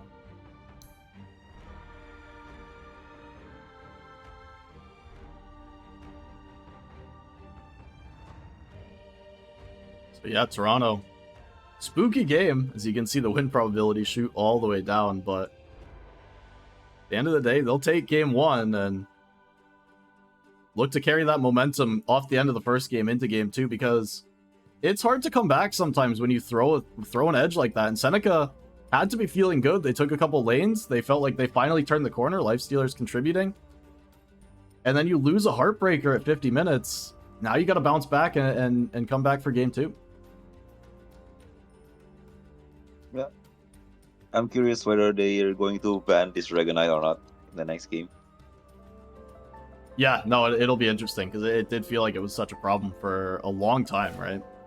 And I don't know that they were the happiest to, you know, play into that exact style, I guess is what I'll call it.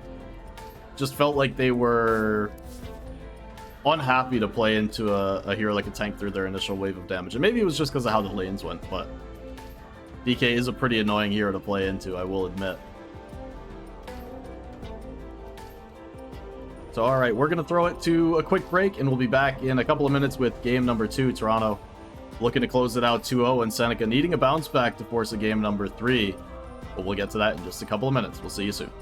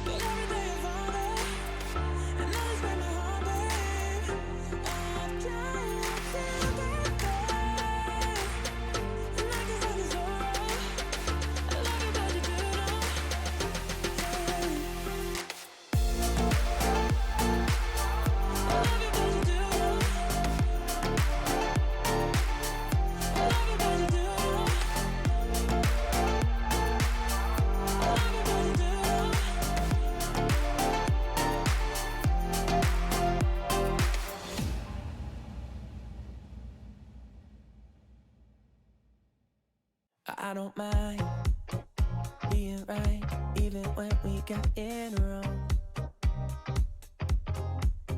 I kinda like making it up as we go. And ever since the second grade, when you first caught my eye, I knew you were different in all the ways I like. And I won't hide that I'm right, even when we got it wrong. But why you keep playing? We're not the same, yeah. This other little lie, the common ground is shaking in your eye. If you could believe me, let's jump in the deep end. We'll jump in the deep end, yeah. I said, hey, we don't need to leave all the differences aside. You and I feel right. I said, maybe we don't need to leave all of our differences aside, 'cause that's what makes it right. I'm nothing like you, and you're nothing like me. We don't agree, and that's what makes it right. I'm nothing like you, and you're nothing like me. Our best sides, and that's what makes it right. Oh, every time that you think it's gone too far, we come a long way, and I know that it's only just begun. 'Cause if you think that loving someone else could ease your mind, let me just remind you, dear, of all the hills we've climbed, and I don't mind being right, even when we get it wrong. No, and I said, hey, we don't need to leave all the differences aside. You and I feel right. I said, maybe we don't need to leave all of our differences aside, 'cause that's what makes it right. I'm nothing like you, and you're nothing like me. We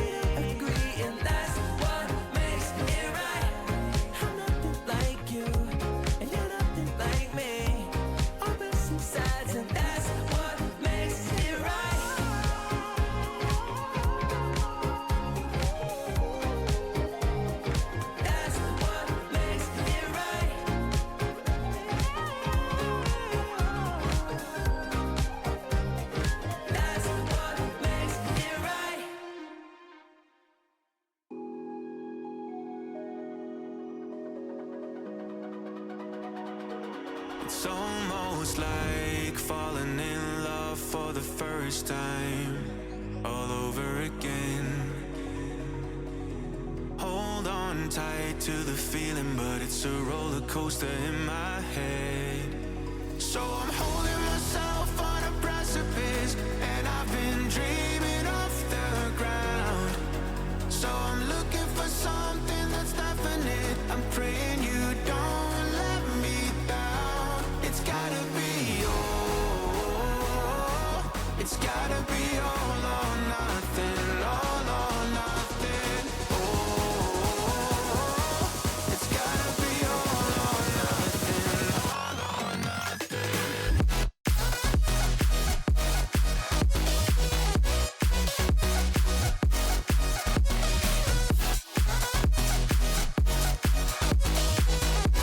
It's gotta be all or nothing. It's gotta be all or nothing.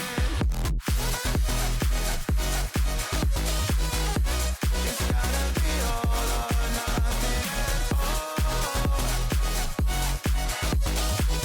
or nothing at all. Hold these doubts like they're playing cards, close to my chest. Turn them round for the river and hope it's something that I won't regret. So I'm holding myself on a precipice, and I've been dreaming off the ground.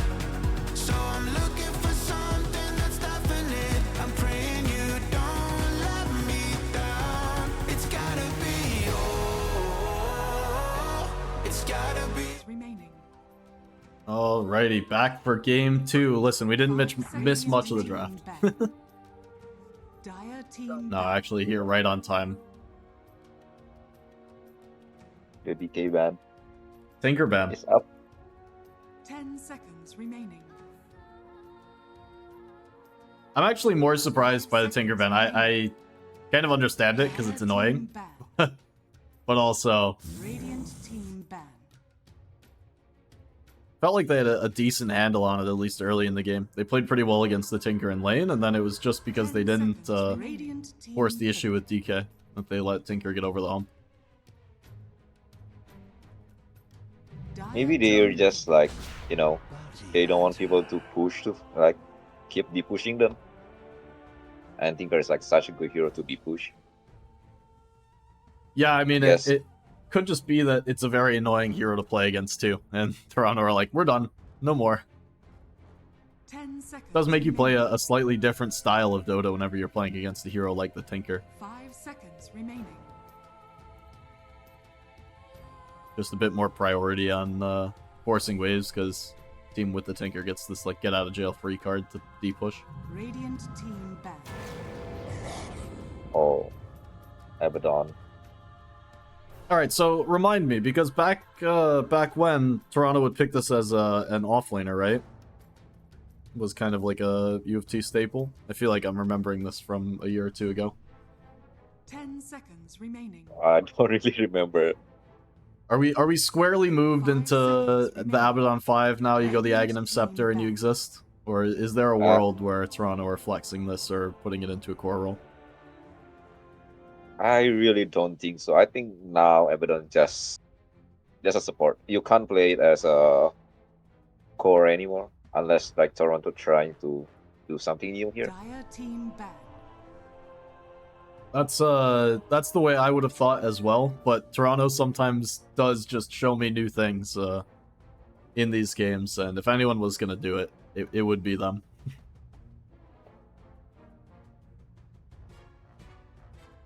But yeah, 10 seconds remaining. I still think that this is going to be like Lichy, Del Rey, 5 seconds remaining. Abaddon, Boss 5 Abaddon. Mm-hmm. Such an annoying hero to deal with. Oh, it really is. I mean, it gives you like a surprising amount of sustain, not like in the early game, but like the kind of early mid game, when it feels like it should just be an aphotic shield, you can get through it, and it turns out you just can't. So it's a very nice pick. as like an answer to this 10 bounty hunter seconds pick. remaining. You can just always like dispel the tracks. 5 seconds remaining. Yeah, that's true as well.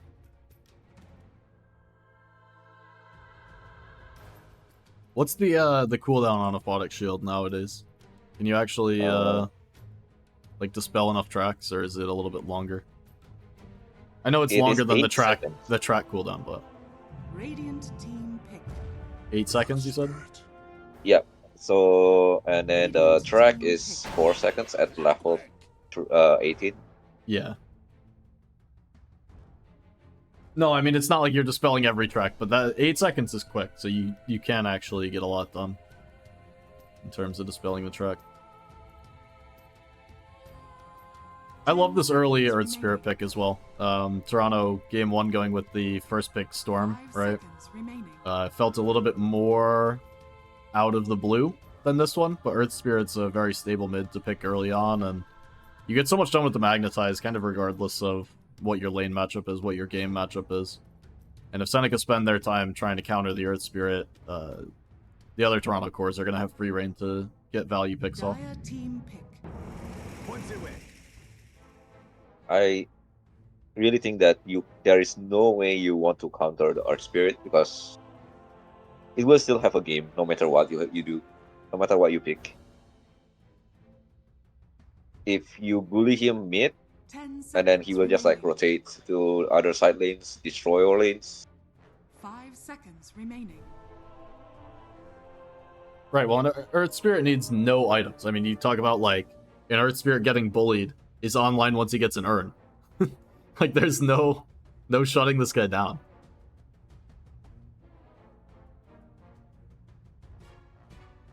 Like, actually, Earth Spirit with Urn Blade Mail just runs around on, like, 16, 1700 HP. Presses Magnetize and kills your entire team. That being said, if he's ultra wealthy, he doesn't do, you know, too much more. It's all about the levels. But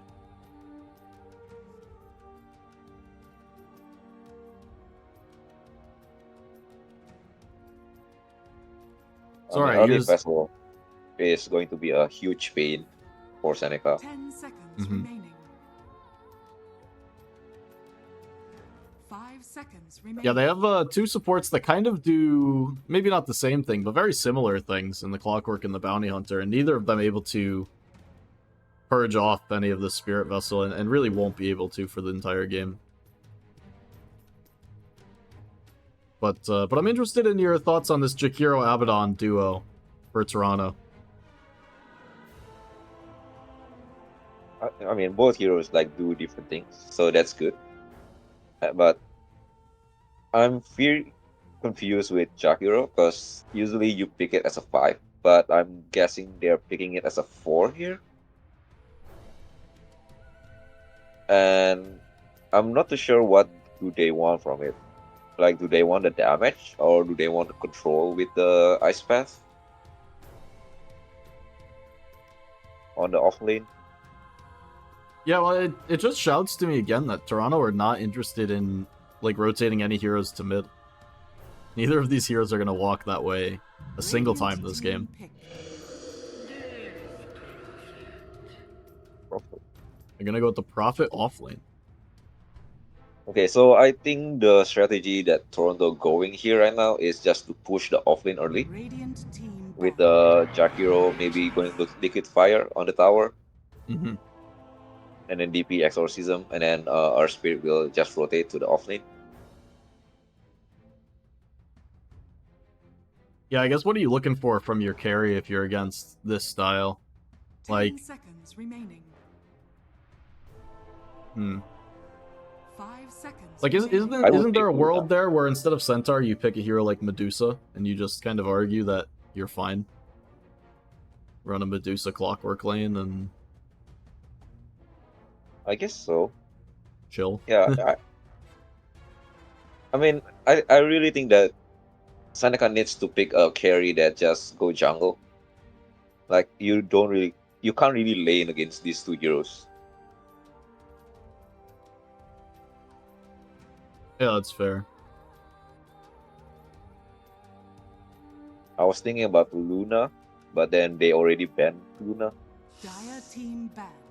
and they They banned ban Medusa. out Dusa themselves. So I wonder what their idea is then. Because they're banning out, like, I mean, they banned out the other carries earlier phase, but banning out the Dusa here is an interesting one to me. They already have Pango, so they have a natural diffusal 10 buyer. It's not like seconds the remaining. Dusa's a huge threat from Toronto. 5 seconds remaining. Dire team ban. We're gonna see every meta carry banned out, by the way, as both teams are looking to ban out carries. So who's actually gonna be left in the pool? 10 I'm seconds remaining. suspecting Nature's Prophet from U of T. Yeah, 5 that's a good seconds call. Radiant team ban. They'll have the gyro available to them. It's kind of like the off meta carry. You can take it to go jungle if they want.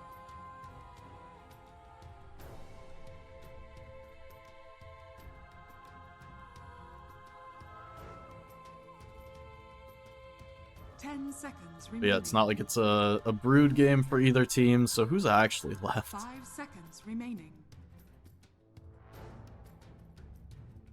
Monkey King? Question mark. I guess Morphling's always in. Just ignored that hero in my brain. I don't think Jenny actually play Morphling, so I think that's out of the question. Radiant team Hmm. pick. So Seneca ban out the Ursa as well. Sven? No. I wouldn't like to see a Sven. 10 Sven seconds has a remaining. very ridiculous win rate. 5 seconds I mean, remaining. low he? win rate. Oh, okay, low win rate. Yeah, that's more accurate. I was gonna say, like, what are people playing Sven? No. Yeah, right now it has 45% win rate on Sven. That sounds about right. There is always like Terrorblade. I've seen some more Terrorblade carry. Oh, hey, wait a second. Is Bristleback still in? Bristle Bristol was is great, completely yes. ignored. I assumed it was banned when I was looking at what was banned earlier. But yeah, Seneca could just pick Bristle here, I think, and be happy.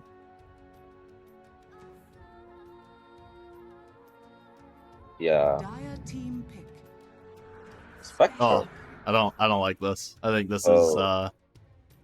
this is just asking to be ganked by the Earth Spirit. You're already looking at a lane that U of T are gonna try and knock your tower down at like 8 minutes. Yeah. And Spectre just cannot go jungle pre-level, like pre-any level. I mean, you just can't recover in the jungle. So you put so much pressure on your team to get these, like, consistent pickoffs. And I don't know that you can do that. And they're gonna get Bristleback. Select your heroes. So Spectre's a hero that's gonna lose the lane. The only way to recover, right, is by getting pickoffs. And all three of these cores on Toronto just don't die.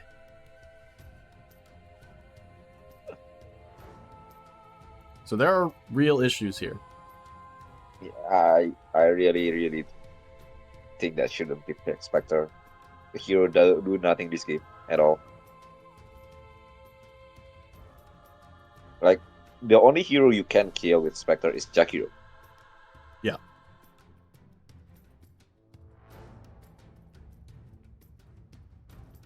Oh. Oh, did they not have the ticket on for game one? Man. Come on. I was gonna congratulate the league for not messing up the ticket and not forfeiting a game one time. And this week we had both, I believe, a forfeit and now they've messed up the ticket. Oh, we missed a ticket? For game one, yeah, I think they didn't put the ticket. Oh. I was just gonna go back and look because it looks to me like there's some new names on the Seneca side this game. Unless That is they're gonna very load true. in and be the same players that they were.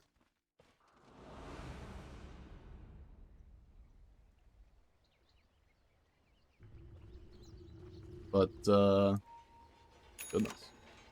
Prepare for battle. Yeah, Baracho on the mid Pango. Looks like this time Yossi is going to be smoking.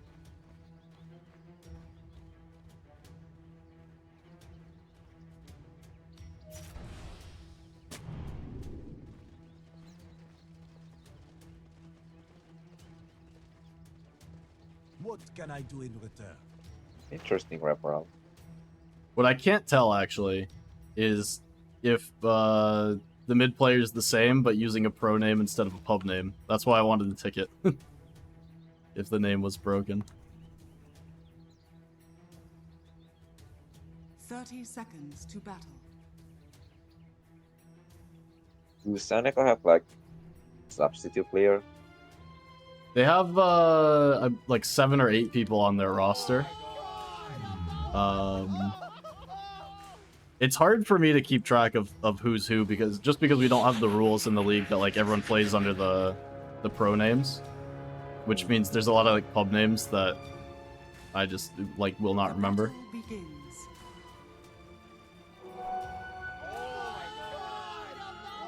Bounty runes end up 2 for 2.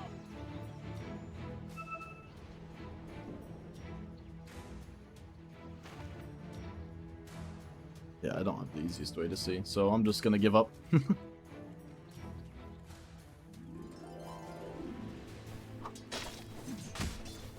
So alright, Earth Spirit versus the Pango lane.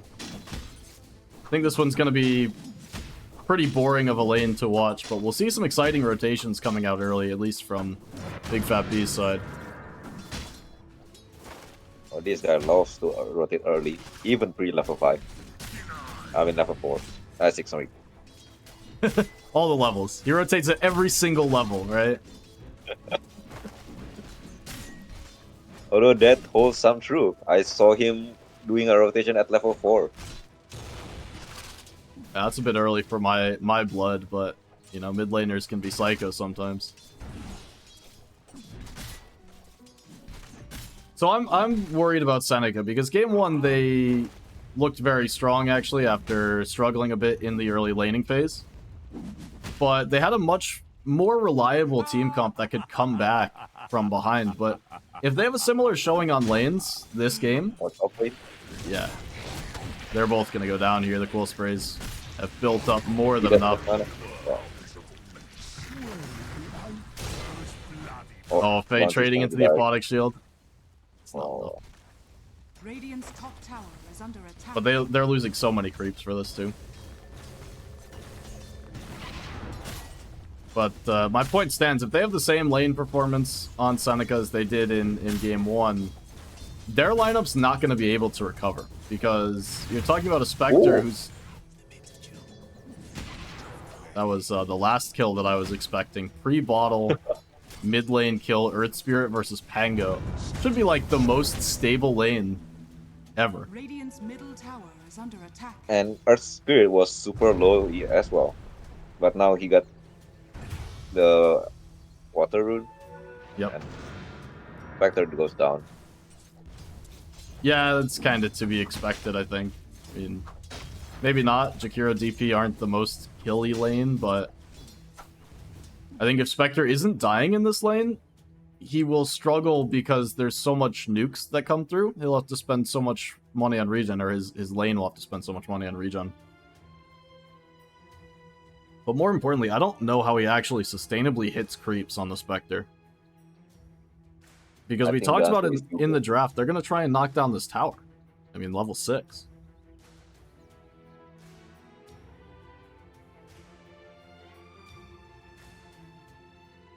And this Clockwork doesn't do anything in the lane. He can't man up. By the way, I think I figured out what they picked the Jakiro for against the Clockwork. Look at the Jakiro CS. Jakiro one hits the cogs. He's just farming.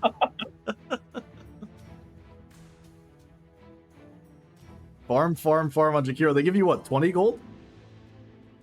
I believe so, yes. 20 or 25. So if his, like, say 10 of his CS are cogs, that's like 200 and 250 gold. That is a very nice network. So I just completely forgot. supplementing the CS. Yeah, I completely forget about Jack Hero having 2 attacks in one for the Cox. Yeah, generally it doesn't matter. Yeah, there he goes. Look at he's farming the cogs. He sees him. He wants him. Sasha might just go down because he turned his attention over there. PCM could be in some trouble as well, but they will at least bring down the DP. 3 But more. there you go. 14 Yes. CS on Jakiro. Yes, the highest last hit. And immediately I didn't look how much gold the cogs give. Because I got distracted by the kill. I wanted to look at what the bounty was when Lychee King killed another one. Oh my god, everyone's disconnecting. Yep. A little bit of lag never hurt anybody, except when it does.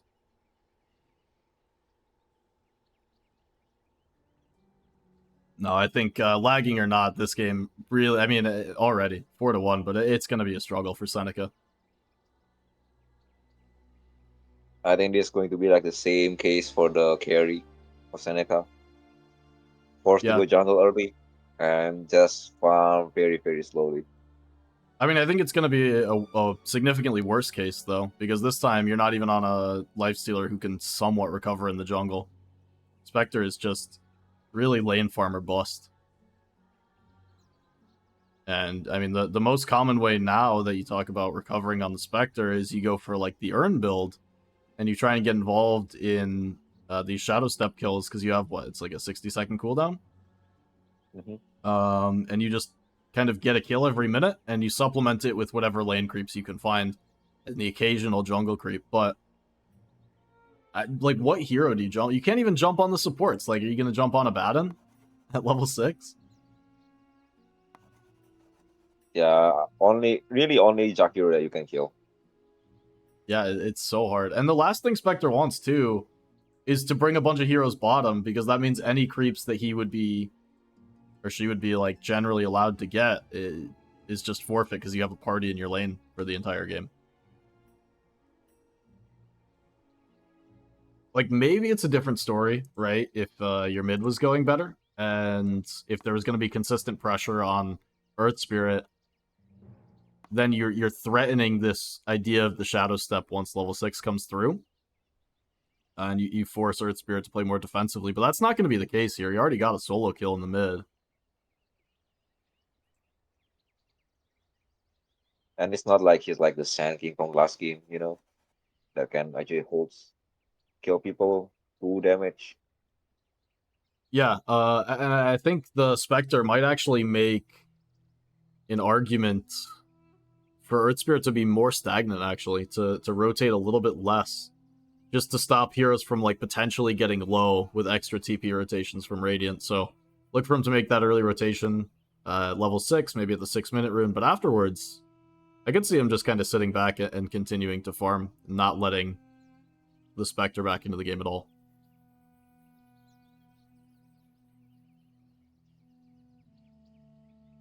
Got a feel for Seneca. So many crashes between game 1 and this one, like just PC crash. I wonder whether they are playing from their gaming lounge. I am not sure, actually. I don't remember talking to them about whether they have one or not. It will be very sad for the gaming lounge to crash. Yeah, it would indeed. It does happen, though. I mean, I was playing, I guess not Dota. I was playing the new Call of Duty game the other day. And my home computer, I bought a nice computer like a year and a half ago.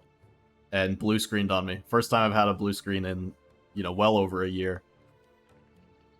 But just mid-game, playing a game, blue screened out. That is very sad.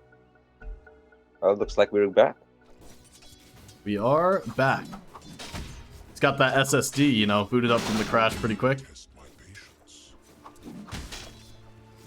Gaming lounge computer, high-end computer.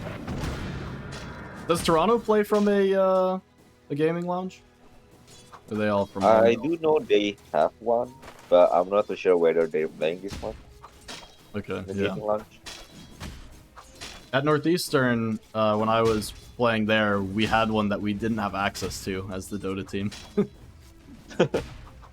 So other clubs were allowed, but not us. Oh, top lane pushing so hard. Yep, the Quill's starting to build up. Jenny looking for him, but Bounty Hunter able to escape Invis. Doja, maybe not going to be so lucky, but the Goo's going to expire. Oh. Does at least trade out his life, but Doja might just go down underneath the tier 2 tower if there's enough mana. No, it looks like there's not. Radiant's top tower is under Very attack. close. So it ends up 1-for-1, but it kicks Centaur away. He's so low here. No regen to speak of. And they actually don't bring any out on Bounty either. So Doja's going to be up here with no additional HP. This is going to be a struggle. Is this the build count on Bristleback? 2 null talisman? I don't know if this is actually the build anymore. Like, since the null nerf. I know that you could get nulls on Bristle then, like, just for the mana. Or But it's gonna generally- die again? Yeah. They've got a dust this time. I think they're just going to run Yeah, down. the Goose, the Quill, the Shield. Jenny ends up getting the kill. And now charging down. Thought about going for the Courier instead. It's going to cost him the kill. Oh, Doja Oh, might be turning what? the wrong way. Did you notice that this Centaur buy a boots? With a horsepower? He did buy the boots. You know, it might be necessary against the... As another solo kill in the mid, by the way. Just... Things not going well. But the boots might be necessary, considering how this lane's going, because with the Goose stacking up, Doja's actually able to still walk away from the Bristle.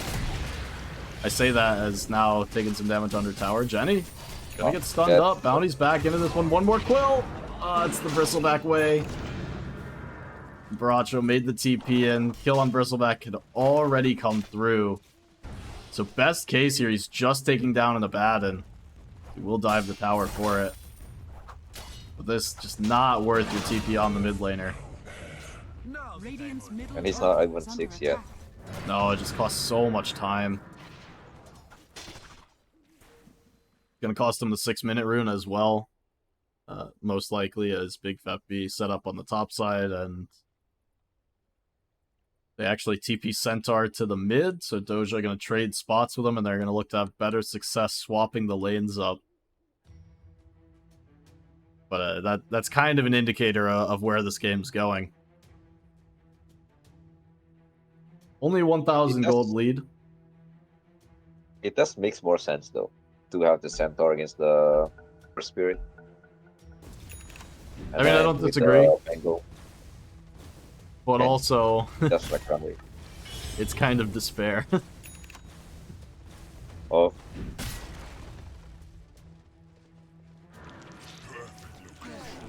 And Pango's not finding any more success on the top side either, it seems.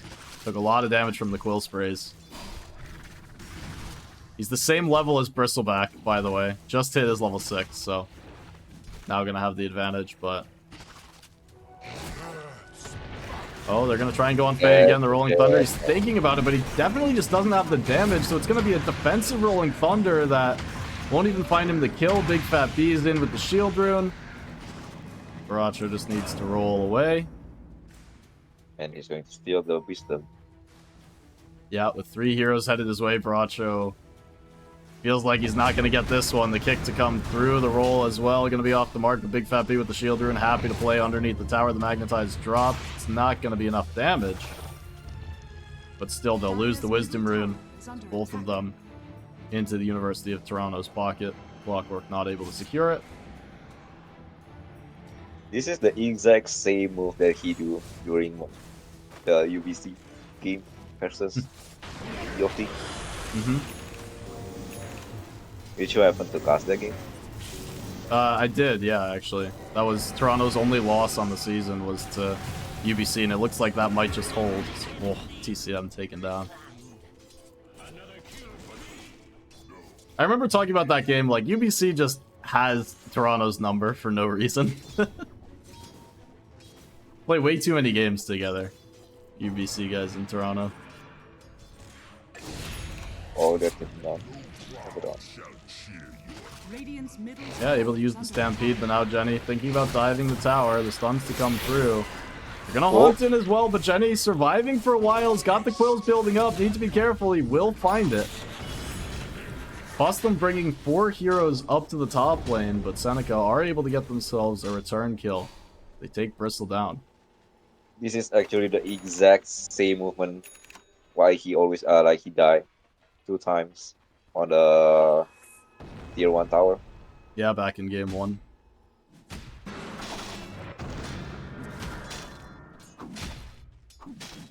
Spectre just running around in the jungle though, and this is showing the weakness is kicked back on Baracho. Magnetize is available, Big Fat B, not going to drop it, instead just going to get bashed up by the cogs, now rolling forward, looking for TCM, and they'll have him in the ice bath. I would like to see the Spectre or TP back home, you know, now. No home, sorry, on the safe lane. Well, there's nobody Losing so down much. in the bot lane at the moment, so it took him a while to get here, but Radiant structures we'll are find the creep fortified. wave. But yeah, it's such a waste of time, going all the way from top to bottom. Looks like Toronto wants the mid tower. Yep, Exorcism dropped. Inside of the cogs, TCM just taking all of the exo damage. No Earth Spirit needed. Sasha able to take him down by himself. Radiant's middle tower Yeah, Seneca, it just feels like they don't have any resources at the moment. There's no way for them to do anything, and you see these melee supports just wanting to get involved, but you just don't have the help that you need to do so. Now that you mention it, I just realized that Seneca have 5 melee heroes. Yes, they do. Baracho gonna go down again, not able to get the Rolling Thunder off as he's burned down inside of the Macro Fire. That was a very nice chain from Big Fat B. Yeah, it was, and with a lot of help from the Macro Fire too, just keep him in entirely. 614 damage is nothing to sneeze at coming out of your position for Jakiro. But talking about the 5 melee heroes, they actually had a similar similar distribution game 1, all 3 melee cores, and they just had the Tinker.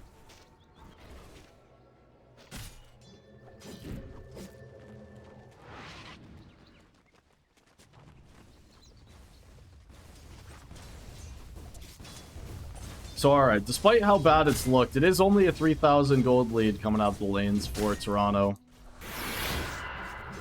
Looking for towers, and Spectre able to escape.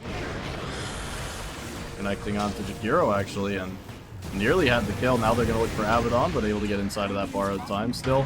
The chase is on for Lychee King under the tier 1 mid, and this time TP support, well, it wasn't coming. Now it's going to come through, but after they've already lost the Jakiro, Spectre able to get up to the high ground and escape, has the TP scroll available. Radiant's bottom tower is under attack. But is that the path into the game? Just more kills like that? Radiant structures I'm quite surprised that this Spectre actually have quite a lot of network. Yes, Yasha done. 11 minutes. bottom tower has fallen. Yeah, 3-1 and 1 on Spectre. Only has 50 CS to his name, but I think because they were behind, even though he's killing supports, the support's giving him just that extra bit of gold bounty. Able to sidestep the Earth Spirit. Just gonna turn and drop the Magnetize. Stampede gonna be forced. The heroes are able to escape. Magnetize reprocced onto bounty, but Spectre is okay. And Spectre with the seeds actually enables the jungling probably more than any other neutral item. Dire's middle tower is under In the meantime, Baracho in some trouble in the mid. Needs to jump away. 1 second till he's got the swashbuckle, and he will find it. The roll going to be off the mark. He'll make his way into the triangle. Oh, but the chase down. Big Fat B's in. Another round of the kick. The pull. Couple of right clicks. Flesh is soft, your spirit weak. Seneca still not quite level 6 on both supports. Clockwork hanging around just level 5. They have track now online for bounty. Oh, they saw heal.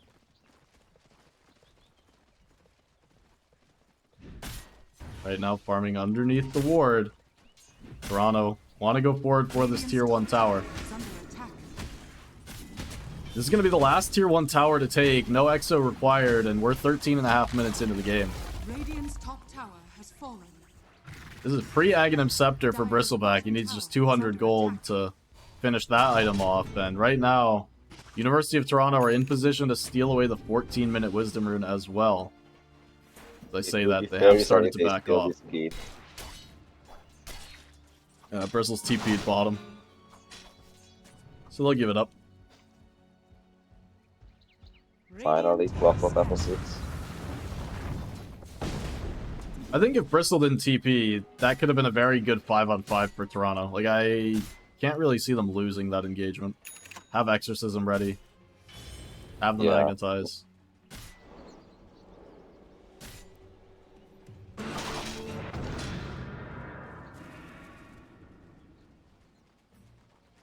But alright, I mean, Seneca are not out of it like they could have been, honestly, at 15 minutes, so... Right now, still going to need a lot to work their way back into the game, but they're going to have Diffusal Blade on Pango shortly. See in the mid lane, they're going to lose the supports. Big Fat B, not even going to dignify that kill with the right click, just let him tick down to the Spirit Vessel. Asserting dominance, you know. Alright, down bottom, Bristleback. Aghanim Scepter, online. Jenny, getting the farm up, gonna head towards the Bloodstone.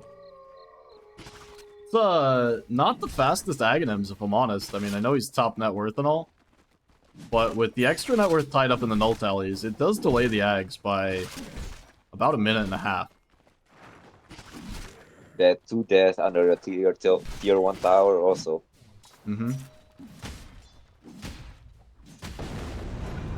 On the top side, Baracho not able to block the roll.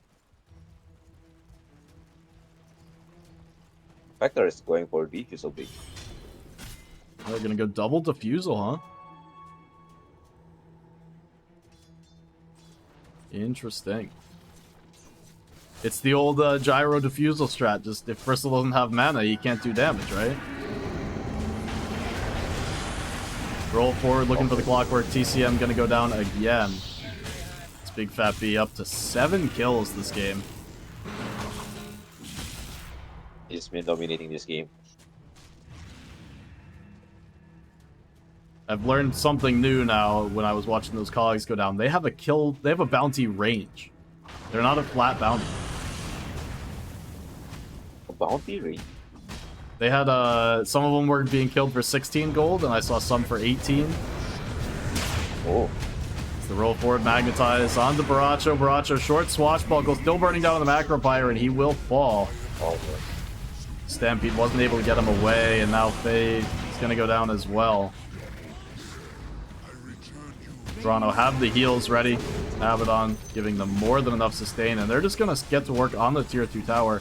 Again, no exorcism needed, as they're just going to whittle this one. Maybe not going to be able to take the whole thing, but maybe they are.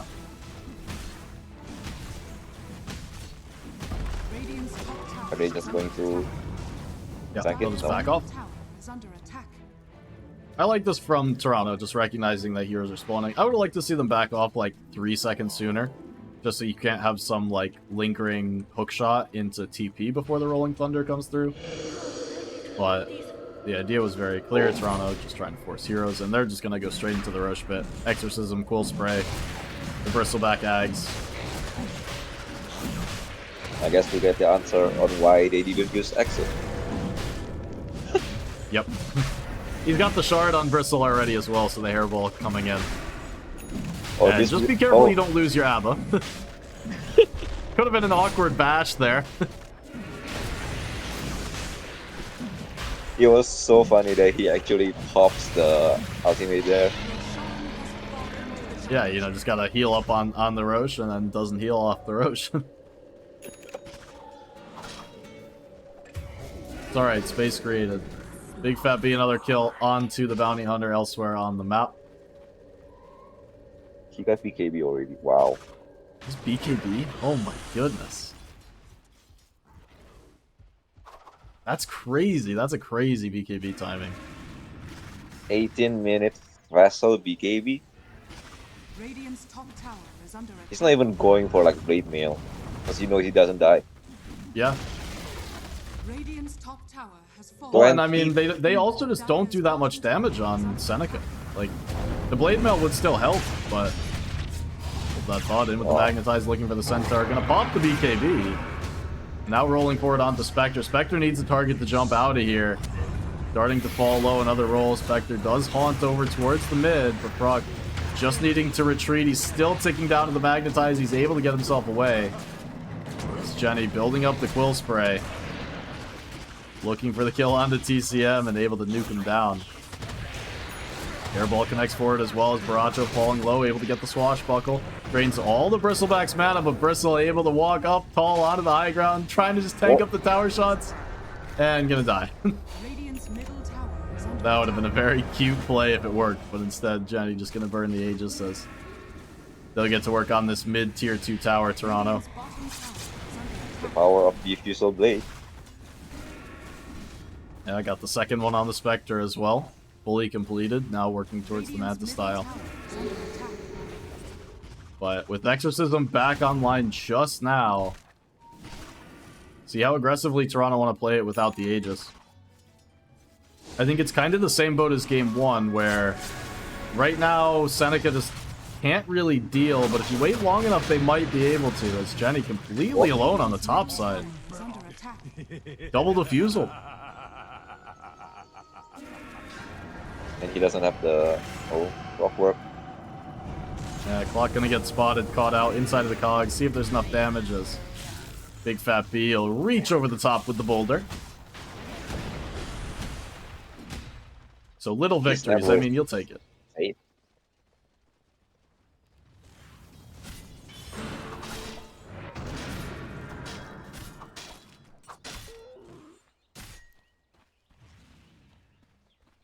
$10,000 gold lead 20 minutes in.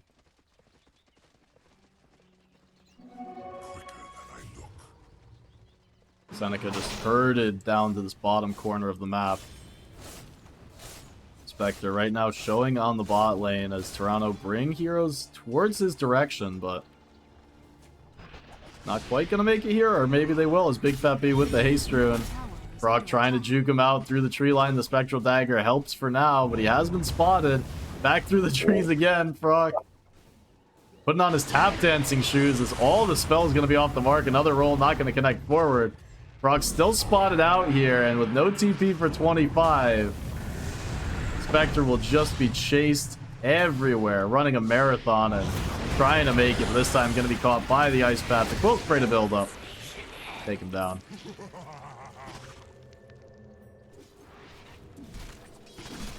I gotta give him the credit of juking though. That was a lot of jukes.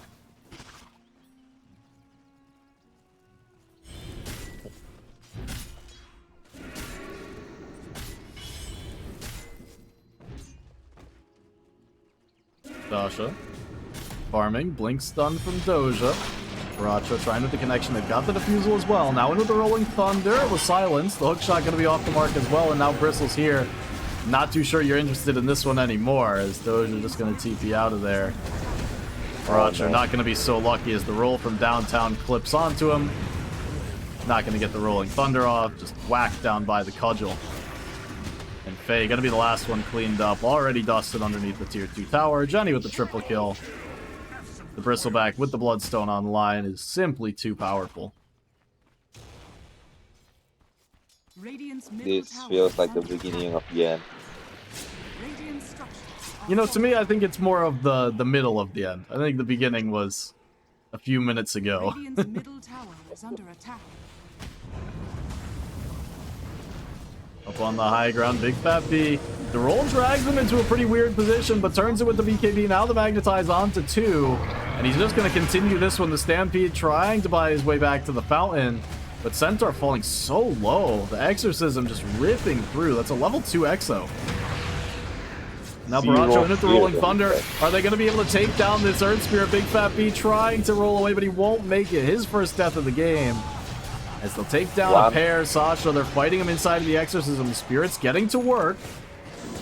Got one more Siphon, but no mana to use it. And Sasha will go down as well.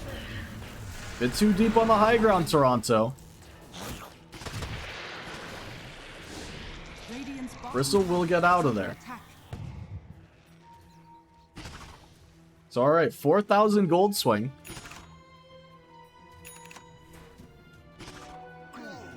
Not nothing. The high ground's held.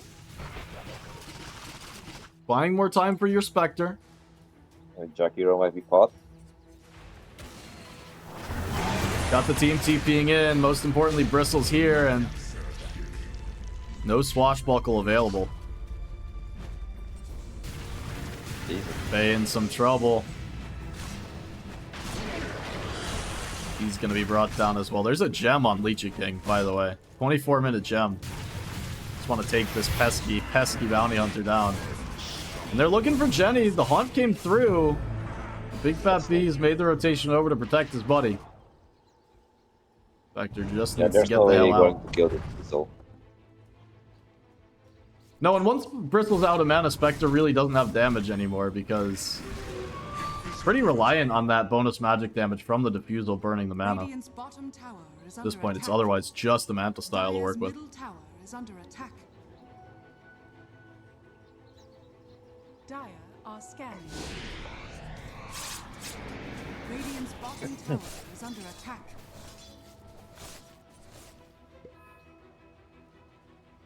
Big Fat be looking for a Spectre. Yeah, he's hunting. Spectre is going to show on the next wave as well.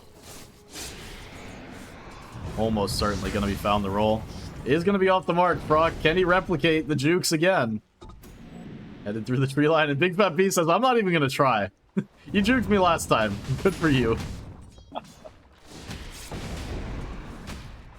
I'm not even going to waste my time. I'm going to push out the wave. Thank you very much. I'll take my net worth where I can get it. Jenny already headed towards the high ground, just standing outside of the base menacingly. But this Bristle doesn't die. 3,000 HP. Sanj already available. Is that the full SNY coming out on the courier? Yep. Yes, it is.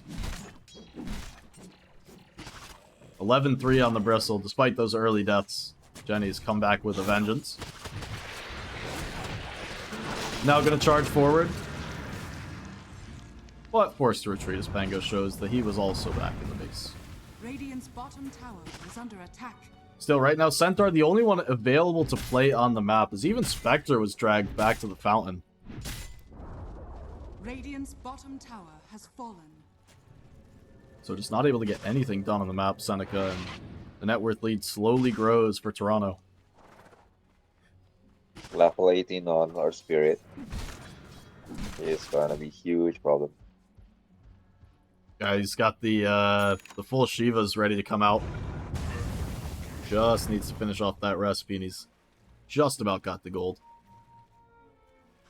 Up in the top lane, Centaur was found, went through the gate, and straight into Jakiro, but Leechy King needs to keep his distance. Looks like they'll let Doja out of this one. Give him the pass. Roshan is up. Roshan is up, the bigger target than just the Centaur.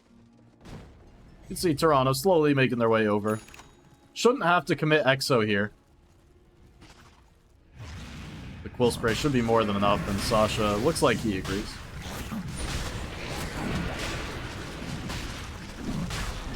Oh no. Paladin's sword.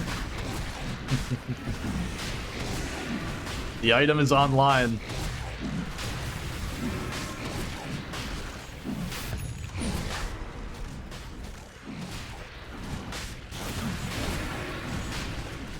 Yeah, and it's so interesting too that Toronto actually managed to get this Abaddon plus Bristle comp. Because it's not even a hero that you can go these items that you want. Like, you can't get a Spirit Vessel against Abaddon. It's just useless. But I believe you can even purge off something like the Mage Slayer debuff, right? So you can always just give Bristle this, you know, bonus heal, bonus save throughout the team fight and make sure that his Bloodstone gets off the full effect. Dire's bottom tower is under attack. Also, I just realized that Seneca doesn't have a natural Silver Age carrier. Mm-hmm. So, again, there's literally zero answer to this Whistleback, I feel. Dire's bottom tower is under Yeah, I think later on your Spectre is probably forced to go Silver Edge, and I don't think it's necessarily the worst item on Spectre. It is one of the heroes that, like, not this early in the game, but later on you do lack the innate disengage once you've jumped in with the Shadow Step. But it's made a bit awkward by the fact they have a Bounty Hunter, so there's always going to be sentries placed in the fight. There's, like, no point where you can not have Radiant's top tower. ample detection in your inventory in this game. So it's not even like Spectre would naturally later on want to get the Silver Edge because of that. Dire's bottom tower is under attack. Dire's bottom tower has fallen. So Aegis in hand, up onto the high ground they go, Toronto, and Pause. a quick pause is going to be the only way to save the tier 3 tower. This is the only choice that Seneca have. Because otherwise, the tower is dead. But you know, they could hold the high ground indefinitely like this. That is very true. No, wait. I think they have a 15-minute maximum pause, if I'm not wrong. Yeah, it is probably the least enforced rule. I remember there was drama about it like 2 years ago. But if I'm not mistaken, I think it's 15 minutes for the series. Trackable by absolutely nothing, by the way. Like, when's the last time you've started a timer for a pause? It is trackable by your stream. That is true. I That think was actually the reason I remember there being drama about the pause time is I was casting a game where one of the teams was like, they paused for too long, and so we want the win instead. This is 2-3 years ago. I forget when. And they were like, we want the win. They paused for too long. And you could, like, go back through the VOD and, like, add a timer to it and be like, this is how much pause time there was here. This is how much there was here. By the way, what do you think about the Bounty Hunter? Radiant's top tower has fallen. To be honest, I've never been impressed with it, but it has a very high pub win rate, at least. So I don't know. I mean, it doesn't align with how I would play the game anyway, and I don't think it really aligns with having a Spectre on your team. Radiant's top tower. Like, it's very greedy. It's just so play from ahead, or if you ever do fall behind, you just suffer. But the hero does work for people. I just couldn't make it work for myself. Jump in on the back line, Doja. Finds the two-man hoof stomp, but not going to make anything happen off of it. Forces up BKB. Now they're going to go into the Rolling Thunder. Magnetize on the back lines as well, but Baracho getting stuff done. Oh, he's stuck inside of the cogs, and the big macro pyre laid down. Spectre on the back lines. Looking for Leechy King. Will be able to take him down, but Brock losing all of his HP and will eventually fall. The Magnetize still ticking heroes out as Faye will go down. Doja on the front line's not going to last long either, as Abaddon able to make it out on the sliver of HP. DCM not going to be so lucky as Spirit Vesseled up and will be brought down. I think we reached the end of the end. I think we have reached the end of the end. Radiant's middle tower. So what about you? What's the Bounty Hunter do? How do you make this hero work? Because obviously it didn't this game. Yeah. I would pick a Spirit Beetle, like Earth Spirit, Storm Spirit, Ember Spirit, Void Spirit. Radiant's It middle just tower feels is natural to have them with a bounty, where you can just like rush in and then kill someone very quickly, get out. has fallen. Right. Brock on the back lines got the kill. Didn't actually go back to the fountain and might be in a bit of trouble here. The dual breath coming down and he's taking way too much damage. Could have just TP'd home or could have just haunted back home. I think he waited too late, or he didn't realize. Yeah, the macro fire over the top. 2-man Ice Path. Gonna find a kill buyback on the Spectre. This is really the desperation time. They're gonna try and take down Jakiro, and Legion King does fall, but Jenny building up those quills, takes down the Centaur first. Bloodstone not gonna get much healing off of it.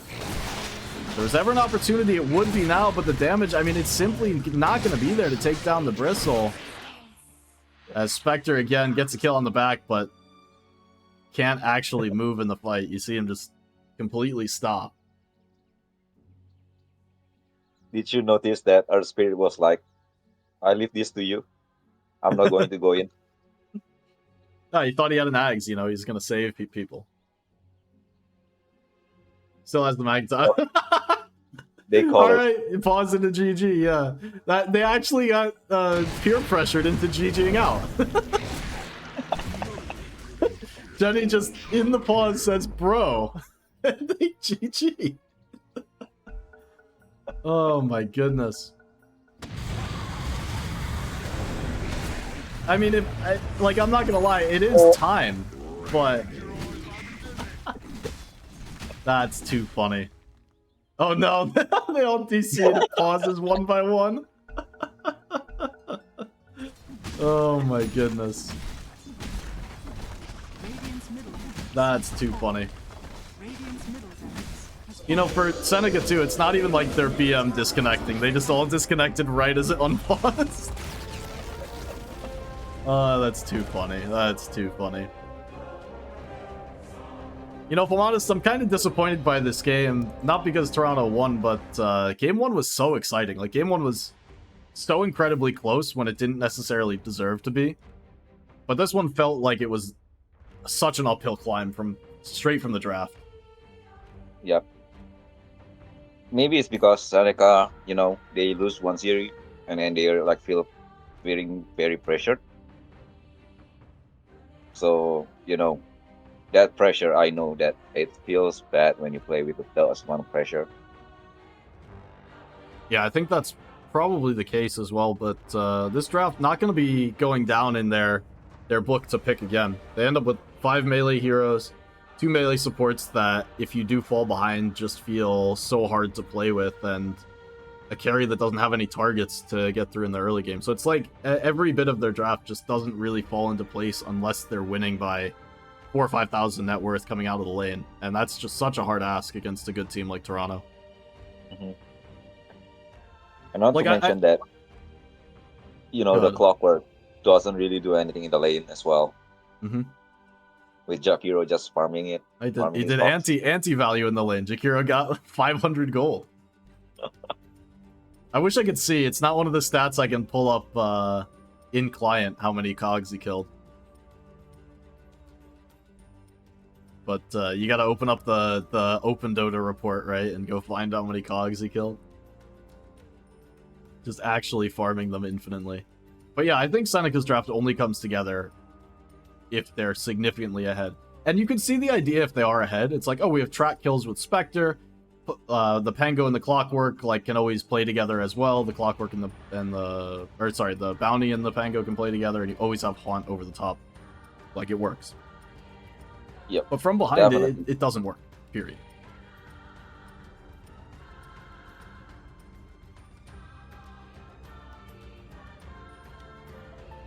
So that is all we have. Toronto gonna win it 2-0. And with that, they're gonna claim the overall #1 seed, 6-1 on the season. Their only loss coming to the University of British Columbia. And Seneca gonna claim the 2 spot at 4-2, with losses to University of Toronto as well as the University of Michigan. And if you are just tuning in, if you didn't hear earlier, regardless of the outcome of the UCSD series, Seneca will hold the tiebreaker over them, as they did beat them head-to-head last week.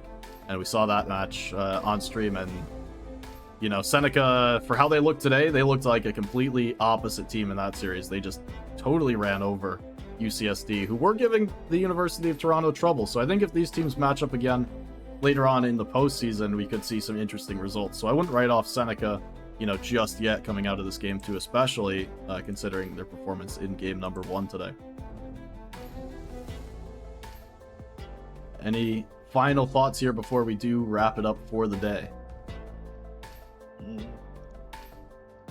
I'm just really excited to see the playoffs coming up, and yeah, I feel that Seneca might be able to win against this UFT if they're like underestimate them a little bit. Mm-hmm. Yeah, I think UFT would go in as heavy favorites, not only against Seneca, but so far in these playoffs. I mean, the only team that they have struggled against is UBC, and that'll be a fascinating matchup if that comes up in the second round. So, playoff-wise, these two teams, both Toronto and Seneca, have qualified for the first round bye, so we're not going to be seeing them next week.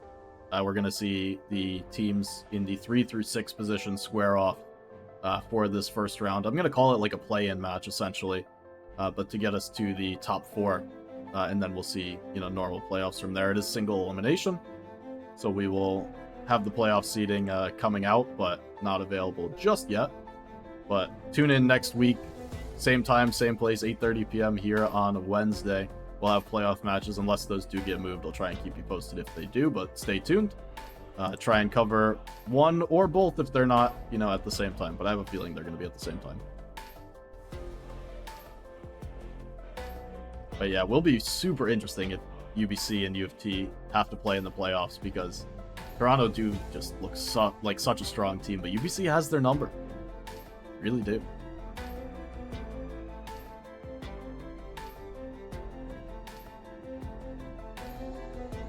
All right, so that's going to be it for us tonight. Do make sure you're tuning in back here next Wednesday for the start of the playoffs. Round 1 going to be coming at you at twitch.tv/coolhandsdota. If you're finding this anywhere other than on my channel already, which you probably won't be. So make sure you're here. Until then, thanks for joining me on the cast. I really do appreciate you being on here. Thank you for letting me. Yeah, appreciate it. All right, I will see everybody later. Thanks again. Bye-bye.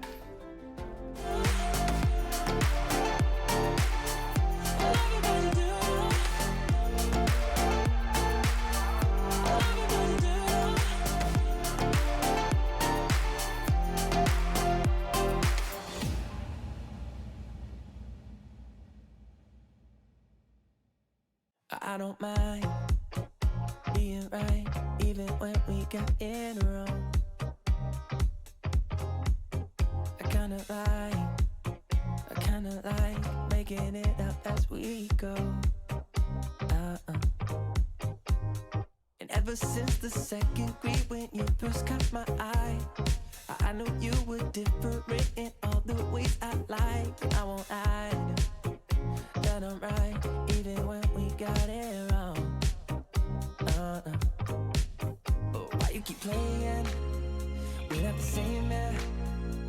This other little lie, the common ground is shaking in your eye.